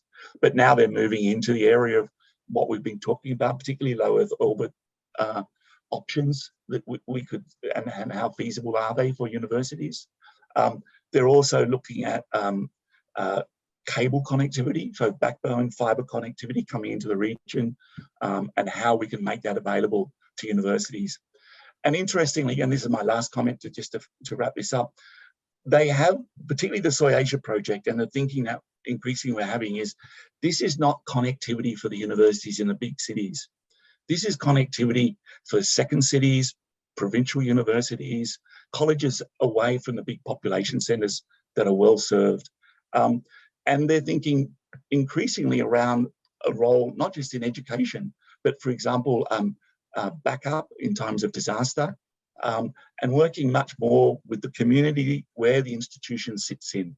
Disaster is just one example of the role that these campus networks, if you like, can play for the community outside of the university or the technical college campus.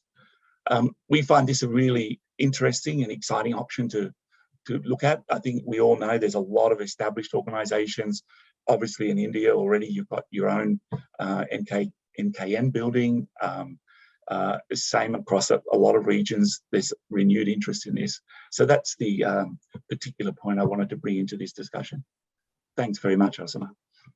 Thank you, Duncan. I think very, very important, because, you know, whenever we talk about any alternative networks, technology, and all those things, it was very heartening to know that you shared a lot of information.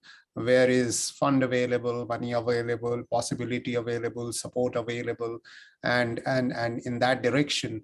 And I am also, you know, delighted to share with you from, I'm just bringing in from one of the other discussion, is that we must work on creating a regional fund for purely last mile connectivity for development, using community networks, not in its activism mode, but more from the proliferation mode, you know, which the communities can sustain themselves. And that is where earlier Sir Bunny's question was very important, is that if there is a possibility of creating federation, cooperatives, local bodies, because I'm sure I'm going to ask Meeta, and sure is that connectivity just for education is a separate topic altogether. You know, you cannot just have internet thing that the internet has reached, that means education would reach, and the way it should reach and the way it should be consumed. So Meeta, please enlighten us, because you write all over the world and you give advices in the area of access to education. And I also know that you are not a great propagator of the industrialization of education, but at the same time, you know, you want education to reach everyone and people should be on their own. So how do you see this necessitating, you know, necessitizing the need of internet and digital for education? And it seems like we have no alternative, but we have no thumb rule, and we have no ethics that we have developed for this. No, so thank you so much for inviting me, Osama, and thank you so much for such a wonderful question. And even before I dive into the question of education, I think I want to also talk about the digital divide. And the digital divide that we are talking about in education is not a single homogeneous unit. The digital divide is multiple realities that coexist. For somebody, the digital divide is just having absolutely no signal till you go to the next village and climb up on top of a tree. For somebody, the digital divide is saying that I can see across the road that that rich person has a mobile phone and a computer with fantastic connectivity, and they're playing games on it, but I have access to nothing. There are multiple realities that coexist. So we are not solving for one problem. We are solving for 6, 8, 10 separate problems, and we will have to be we will have to create solutions that simultaneously work on all of these problems. So the problem starts from the most basic one of accessibility to affordability. But the one that is most critical and showed up in the pandemic, and I must say, to the shame of the education sector, because for 20 years, we have had the ICT for development movements, we have had the ICT for education movements. We have been trying very hard to talk to schools and say, please incorporate digital into the way you do your work. Now, 20 years ago, if we had started the work, because we did have initial technology, it wasn't as good as it was today, but we had some technologies, we had some access. If schools had adopted it en masse, come the pandemic, we would not have been so lost. You're absolutely right. What were we doing as soon as the pandemic struck? All of us, all of us came up to help, and all of us started digital training for our teachers wherever we could. That's what, 5% of the population, really? The numbers say 30% in India, but 32% isn't the real number. 32% is the best case scenario. We started digital training. What was that digital training? Saying, okay, this is how you log on to Teams. This is how you log on. That is not digital education training. That is technical training. But digital education is a whole other game.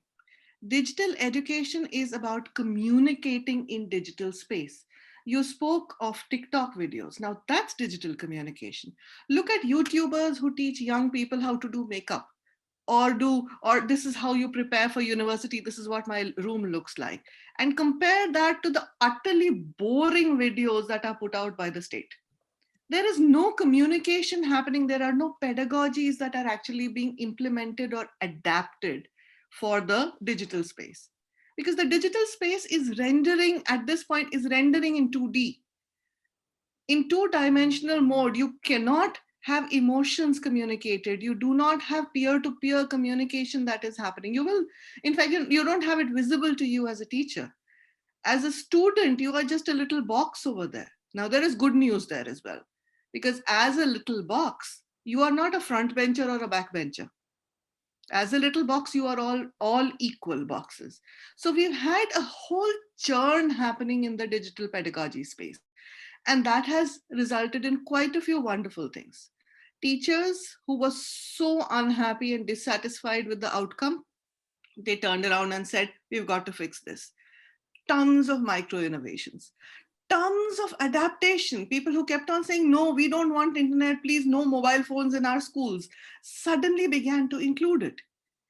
Students who were told to go away from screens were now told to sit on screens, a complete turnaround. And finally, we have an opportunity to say this is a part of the formal system. But what are we doing with this opportunity? We are saying that just because we can create access and affordability, we have created engagement. We have not. We will be able to create engagement only when we are able to get the students to use the multivariate channels. The fact that on the internet you can interrupt, the fact that you can have peer-to-peer conversations, the fact that you can have Socratic conversations even across villages. When that ability, when the agency goes back to the student using the internet, when the decentralization results in every student being the center of the conversation, and when this becomes a truly democratic medium where knowledge is prime and the application of knowledge is prime, not the process of saying, I am the teacher, therefore I'm sitting on a pedestal, therefore I get the screen, therefore I get the controls to mute you or no, that is not going to be the reality for tomorrow. The reality for tomorrow is going to be either your students are totally engaged and totally enthused about learning, and we have this opportunity with the digital tools at our disposal. And yes, there are these multiple realities that I spoke about earlier. But while the rich are experimenting with digital pedagogies, it is up to governments and institutions like all of us gathered over here to fix the infrastructure part. So digital pedagogies are one important part of what needs to be fixed. I have a lot more to add to this because Osama, you also wanted to speak specifically about radio. And I would not want us to assume that all forms of of education actually work out as well as each other? Because radio, again, is a whole different pedagogy as compared to, say, the internet. But that, again, is a it's a different conversation. And I think we should actually be working on those conversations and those enablements as well. Yeah, thank you, Meeta. That is the day after tomorrow, when we will be talking about community radio and the role of radio and how they can become a community network. But what I gathered from you is that there are two things that you highlighted. One is, of course, the lack of connectivity, but the point is lack of contextual connectivity utilization in the education sector from the perspective of making a meaning out of it. And I'm also reading between the lines, and I'm not attributing totally to you, but what I am thinking is that might as well, if the connectivity hasn't reached, it should not reach in a way that we don't know how to handle it and how to use it. In the meanwhile, we should be ready. We have already lost 2 decades in terms of never being able to figure out how to use digital technology or digital tool or digital media or digital communication infrastructure for education.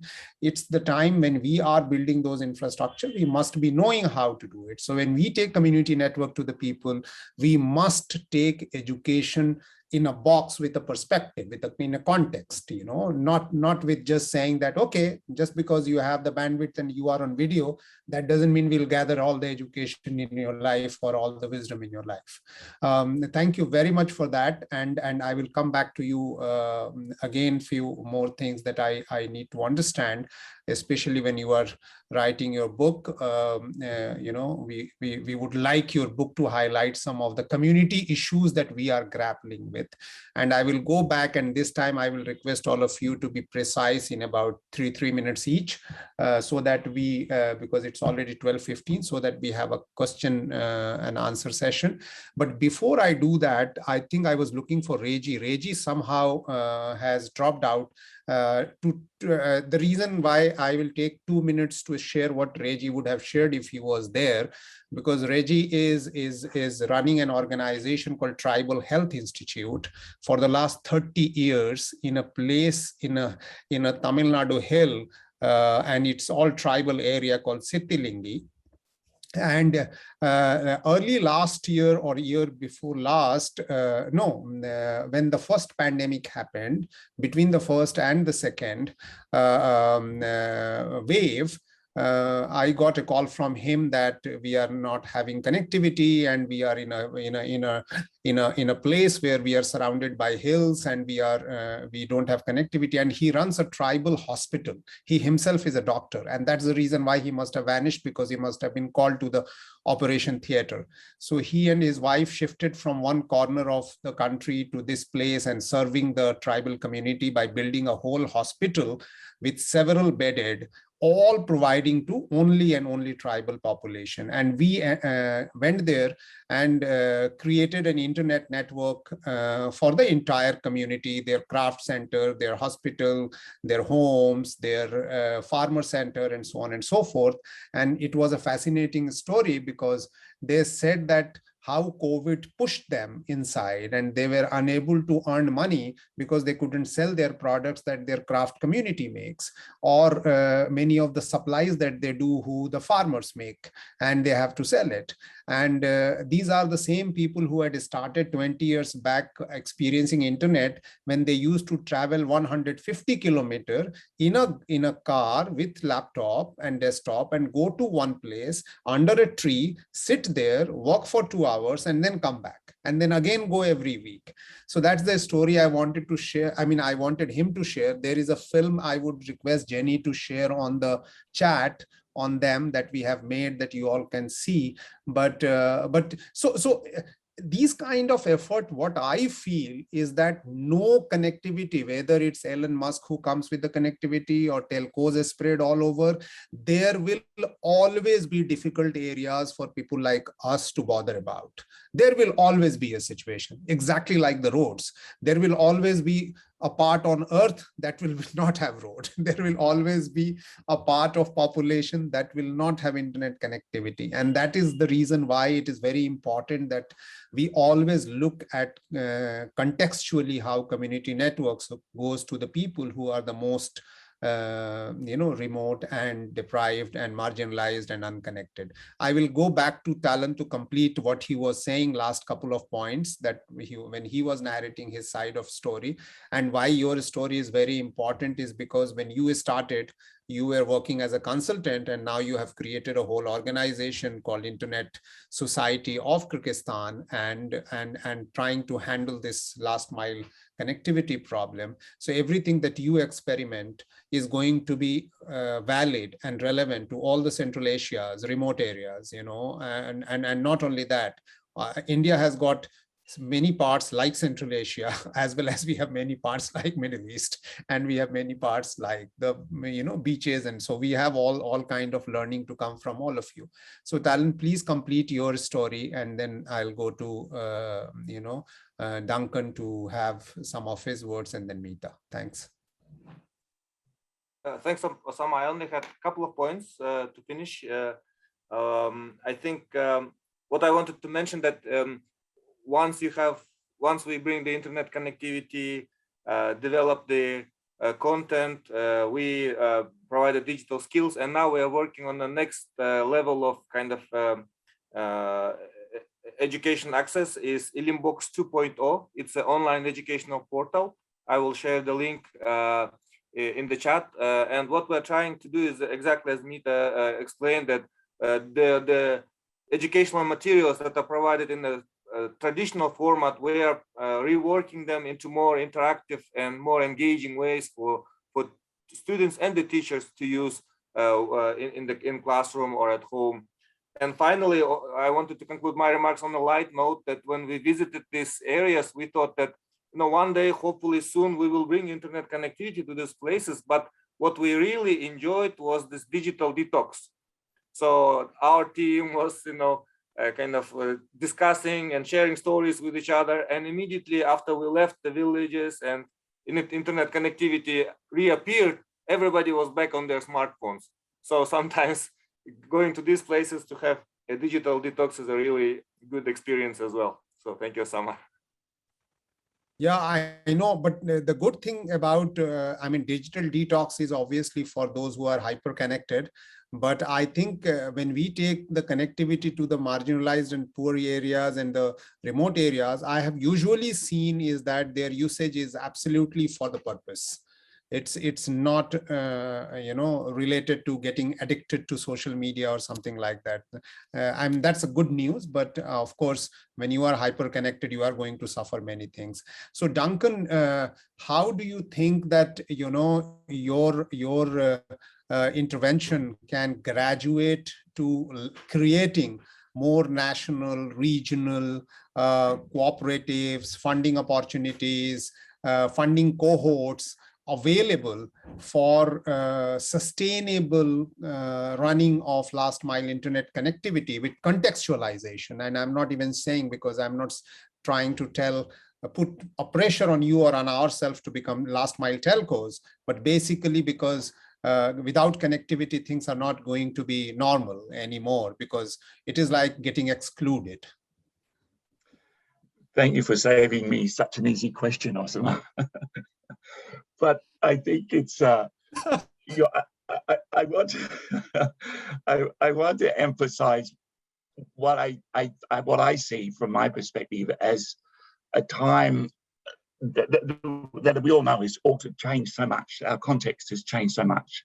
The importance of connectivity and education, as we're talking about in this session, connectivity for education and for health, has never been more compelling as it is now. We really are living in an extraordinary new era in terms of the compelling case we have to present to people.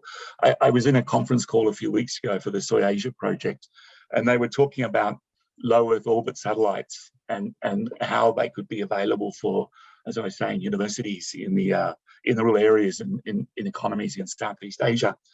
And one of the participants said, look, it would be wonderful to get a low Earth orbit transponder into our campus, but we have to get a license from it. And the government just doesn't think the same way about the internet as it did when it first arrived and said, oh, 20 years ago, the internet's a wonderful thing. Yes, of course, you can have a license and connect. Now, licensing around and regulatory regimes around things like low Earth orbit satellites. You just don't know. Our governments may be suspicious of them, not trust them, be very careful in how they license them. That's the challenge. But at the same time, governments are faced with this need to provide connectivity for education. Otherwise, they're just not going to be able to provide the education they need for their students and their children to develop. So while there are some challenges, I'm really looking forward to presenting these very compelling examples. And this has been a great session. Talon, I really appreciate the examples that you gave. Some wonderful ammunition, if you like, to use in these arguments and discussions we're going to have ahead with us. Thank you. Thank you, Duncan. Meeta, you need to tell us that, connectivity has reached to many who can afford, who can speak in English, who have money, who have access to education and all that. There are people who never had access to education the way we thought that they would have. And this whole population who were going to school, and the whole population which is unconnected from the school and unconnected from the internet. How do you see that, what kind of digital design we should have for them, which we can take onus of and built into our community networks or the last mile connectivity? So one thing is very, very clear, that this is a public good. So what we do need to do is make sure that we build the case. The design has to start at both ends, the government end for the funding and for the support and for the current networks that exist, and definitely from the grassroots and from the community.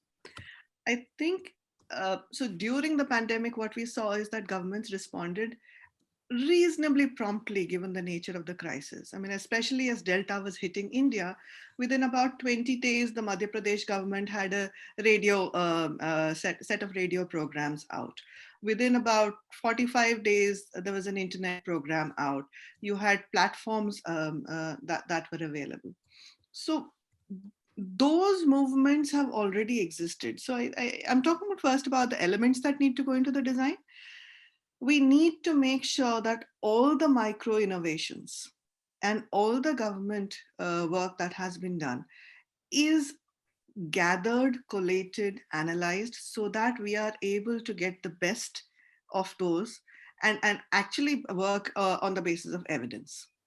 What worked and what did not work for different contexts. The good news for us is almost all the answers are already out there. Some fantastic work has happened. The radical part of this is that we will have to break the mold. So when we talk about design, this is not a simple incremental improvement that we are talking about. Thank you very much for talking about the book that I'm writing. No pressure on me here at all. but this is exactly what I'm trying to say over here, that we are bang in the middle of an actual evolution. There isn't, even for the rich, we have realized that in the hybrid world, in the blended world, a 40-minute class makes no sense. A teacher droning on for 40 minutes, talking and having a one-way communication with students is just not going to create learning. Have smaller bites, have things that are interactive, have students talking, discussing in forums, make it alive, make it real, make it alive. So the design elements over here must break the traditional mold. That we need a hub, we still need teachers, but we do not need classrooms. We do not need to put students in boxes anymore. We have realized that we will be able to create integrated learning even without the traditional boxes. Those traditional boxes were created for what reason? Just because you could administer things better before technology arrived. But now that you have technology, does it matter where any of us is sitting right now for us to have a meaningful interaction? It does not. You can have multi-location, multi-time, asynchronous, synchronous, the elements. And I actually want to list 8 or 16 elements. There's a framework that I can share with everybody later, which is not public yet. But these elements are actual choices that students, that systems can make in their design. and it needs to look nothing like the previous school. So these look like complicated choices, but these are basically saying that it's okay if a part of your lesson is delivered on WhatsApp, and a part of it is delivered under a tree, and a part of it is delivered online, and a part of it is delivered at the tea shop where everybody gathers around.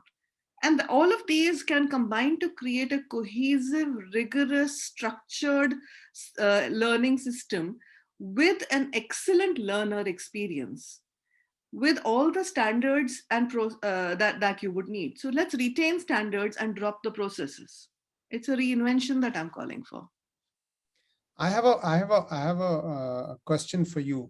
Don't you think that there should be a separate design by the Ministry of Education or those kind of bodies to only concentrate how they can connect to the education centers or the schools? I mean, only working on bringing broadband to the schools or the connectivity to the schools. Do you think that's a worthwhile effort or initiative or a push? Absolutely. This is essential infrastructure. It is basic and essential infrastructure. This is the road that they must build, because if they don't build the road, what are we going to ride our chariot on? The road is their responsibility, and broadband infrastructure, fast infrastructure, internet is absolutely something that is essential for every student. Otherwise, there is no way we are going to work towards equity. And the entire trouble right now is that we do not have equity in education. We are not able to provide equal opportunities to all of our students. Our students must have the same doors and windows across the world. And that door and that window is opened using broadband. So this is something that this access to the rest of the world has to be equitable. And as I said, this definitely becomes a public good. This is something that has to be provided by the government. Thanks, Mita. Duncan, I wanted to ask you a question, is that, A4AI, I was on their advisory and we developed meaningful connectivity, framework and things like that. I see that meaningful connectivity very much is about, you should be able to do your job, as simple as that. You should get enough good connectivity, good bandwidth, good device, those good software, whatever application, so that you can do your job.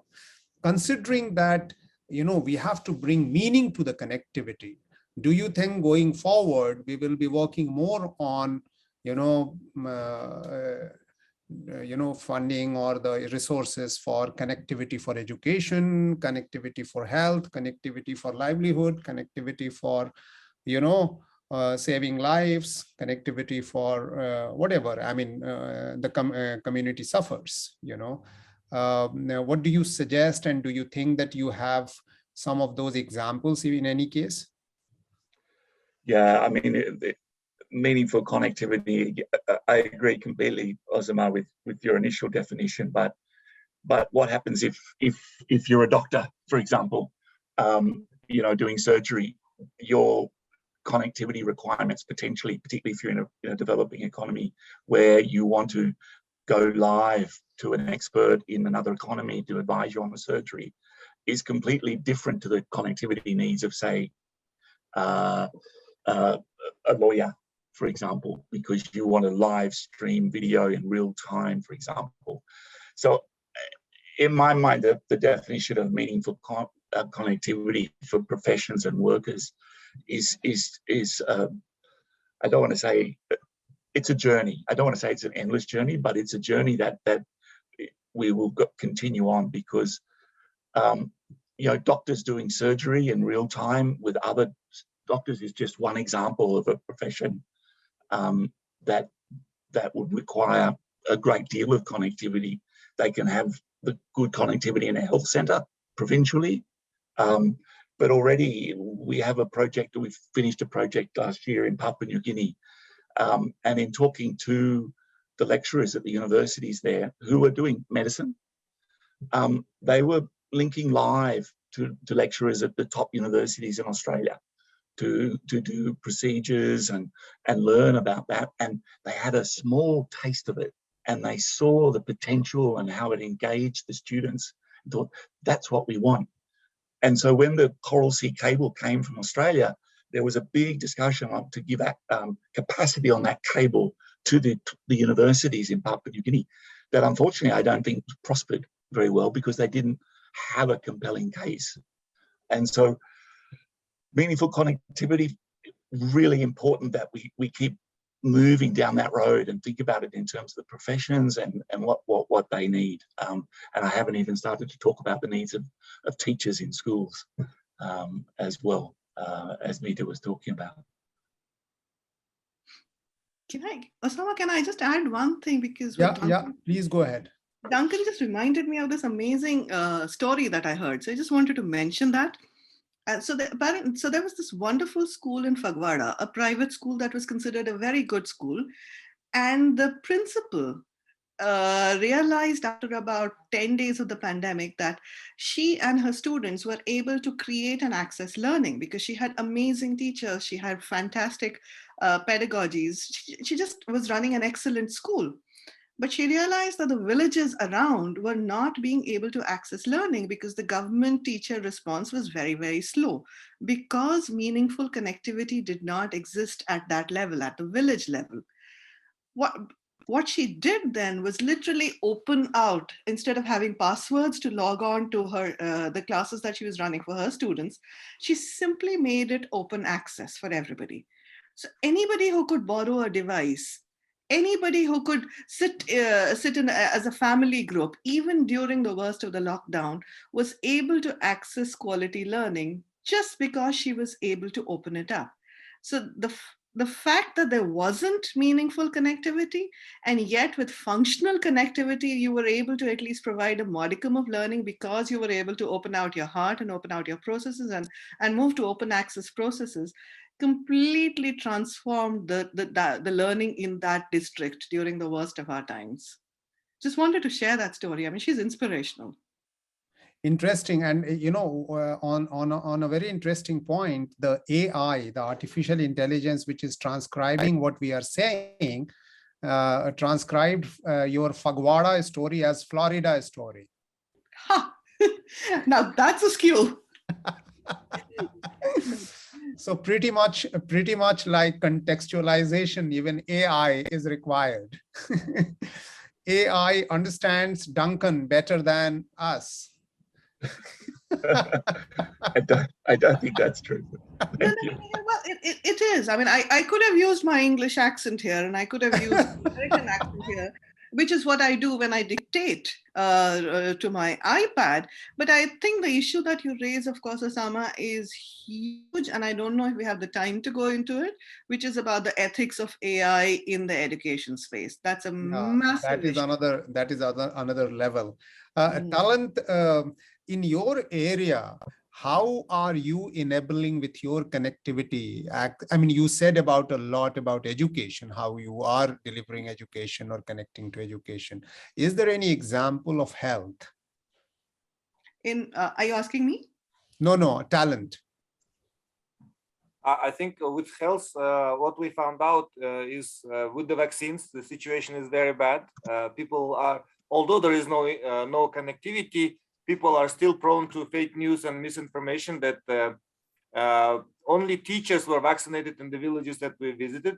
And because they were, of course, more knowledgeable and because they would not be allowed to teach if they didn't have a vaccine. So that's the situation we observed. And one point that I wanted to mention here is need for flexibility in terms of policy and regulation, be it in the field of spectrum management, but also in the field of education. For example, the villages that we visited are very isolated, very small, and people just went about their business. Just it was before the COVID. However, the school was shut down and really teachers and students interacted, but outside of the school walls.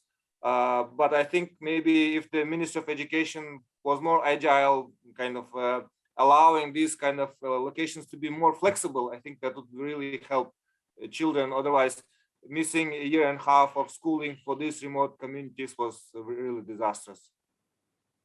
Thank you. Thank you very much. We are left with hardly 9 minutes.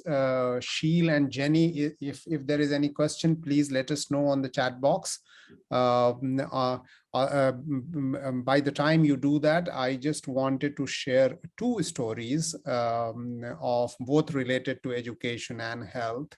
One in which UNICEF has been involved, and Bhai Shelly is still there, is that we have been using last mile connectivity to do three things very effectively. One is that how the people who have got connectivity where we can facilitate connectivity can video chat or video consult with the doctors.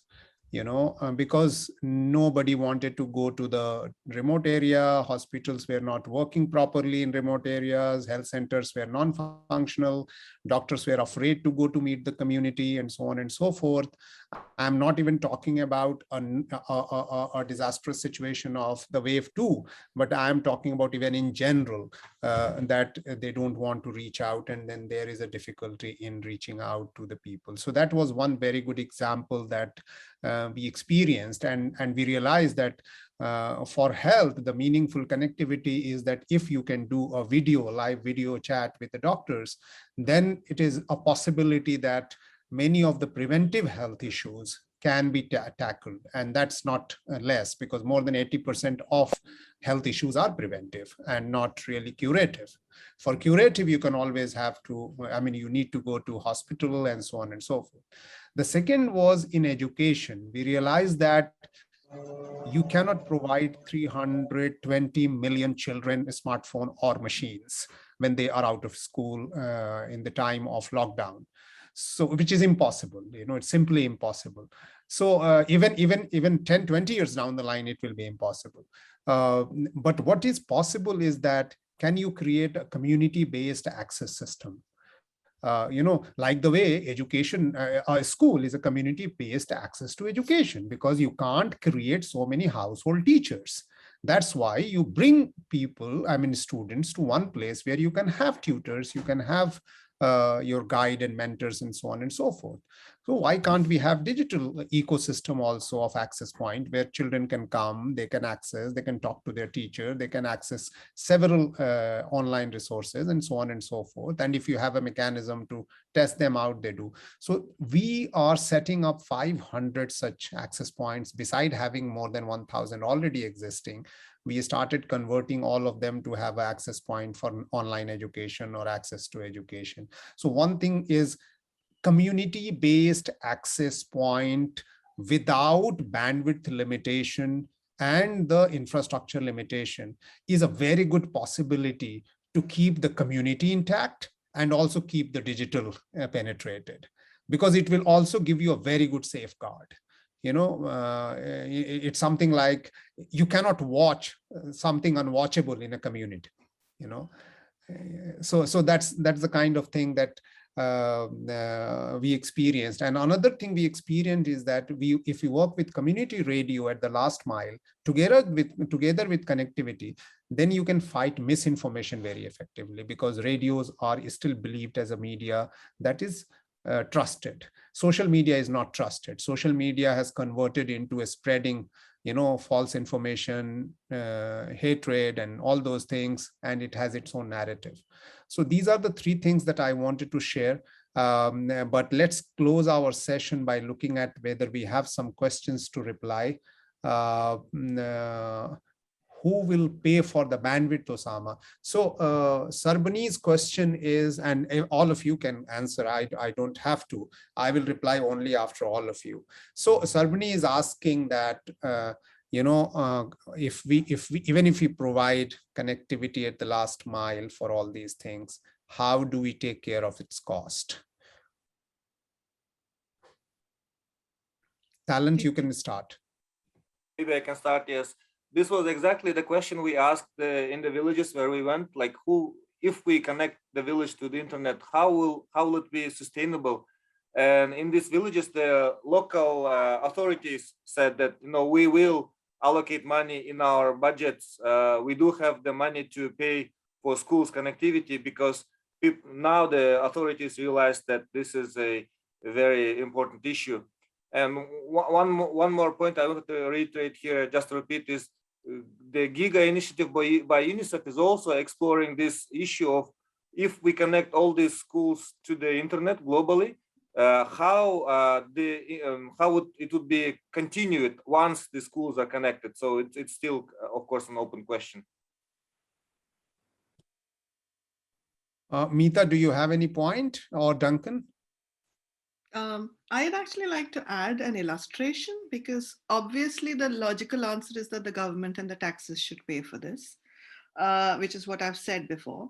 There is a very strong philanthropy and a CSR component to this, and CSR has been doing, in fact, of all the CSR spend in the world, education and this part of it has actually got the largest share, which is still not good enough.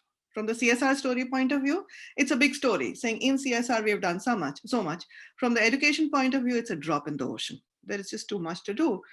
But I think we have a case over here for a technical solution that comes from the private sector. And this is something that was done in London very many years ago. What they did is they created a centralized platform, which is almost like Uberization, but this was about a decade before, or at least 4 or 5 years before Uber came in, where the excess bandwidth of all the shops on the high street was used to provide free internet to anybody who was passing through. So there is a single login. I want some free internet. I log into that single central platform. If I'm passing by the Starbucks, it connects to the Starbucks. If I'm passing by the Pret a Manger, it connects to that. As I'm walking down the street, all the excess capacity of all of these stores down the street contribute to the platform, and I get a seamless experience. I think finding that excess capacity in the private sector and creating a cooperative around it is also a possible technical solution in the interim, as a medium-term solution. Duncan, do you have any point? Oh, I think I really, just to agree with Meeta, I think one of the things really we have to convince governments and about the use of the taxpayer dollars is there is no difference in providing connectivity to a school than having a government fund for textbooks. That's been an established principle for decades. Governments buy textbooks for schools. The connectivity is no different. It needs to be embedded into the government thinking that there is no difference there. But also, as Meeta says, innovation. I think there's some very innovative and creative ideas out there that we need to look at to support that as well. That's a very, very good point. I'm going to take this forward to put pressure that if you can fund textbook, you might as well fund connectivity. If you fund for the food for the children, which we call in India as midday meals, then you might as well fund connectivity as well. If you fund for the cleanliness of the school or the playground for the school, then might as well fund internet as well, because that's a new playground, that's a new content supply system, and so on and so forth. So that's a very good way of saying, and I can see that, because when everybody asks us, like we have developed, Duncan, you have seen for the last 10-12 years we have been talking about community networks, and we have established about 200 plus. And when people ask how do you get fund for so I say, no, we don't get fund for establishing 200 plus or 300 plus community networks, not at all. We have just converted the need of the internet to all the funders as a necessity, So if you are putting an infrastructure for, let's say, for my communication system, for buying a food, for travel, for this, you are also going to fund internet access. In some area, internet access is cheaper. In some area, it's higher, and therefore the cost is higher or lower. And we use that connectivity to create a small little network where we might also apply for some funding, but we don't need full funding or a grant for creating community networks or last mile connectivity. And to much more specifically reply to Sarbani's question, I would say that community should also pay. because you also, a community, need to pay for connectivity as well. You cannot say that you cannot pay for access to education through the internet. I mean, you should be able to pay. Of course, you may deny to pay for the infrastructure, but you must pay for, as a fees. Yes, Duncan, please. Well, there was one other example I forgot that I mentioned. It was in a very interesting discussion talking about philanthropists who, as many of us know, many philanthropists, they love to build schools. And the argument was put to the philanthropist, don't build a school, build a community network, because that is conceptually the same idea, a place of education. And so don't think about building a physical structure that needs to be maintained, needs to be subsidized. Think about build a community network in the same way as you think about a school building, which I found as another interesting example. Wonderful, great. So Raj, can you come back and we can just wrap it up so that we all are together in this?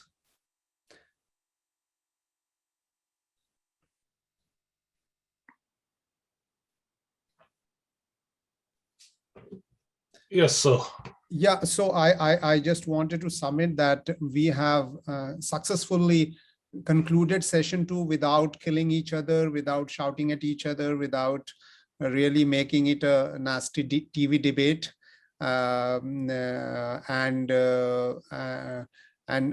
yet we had lovely stories to share from different parts of the world. And I think from diversity also, we have somebody logged in from London, somebody logged in Australia, somebody logged in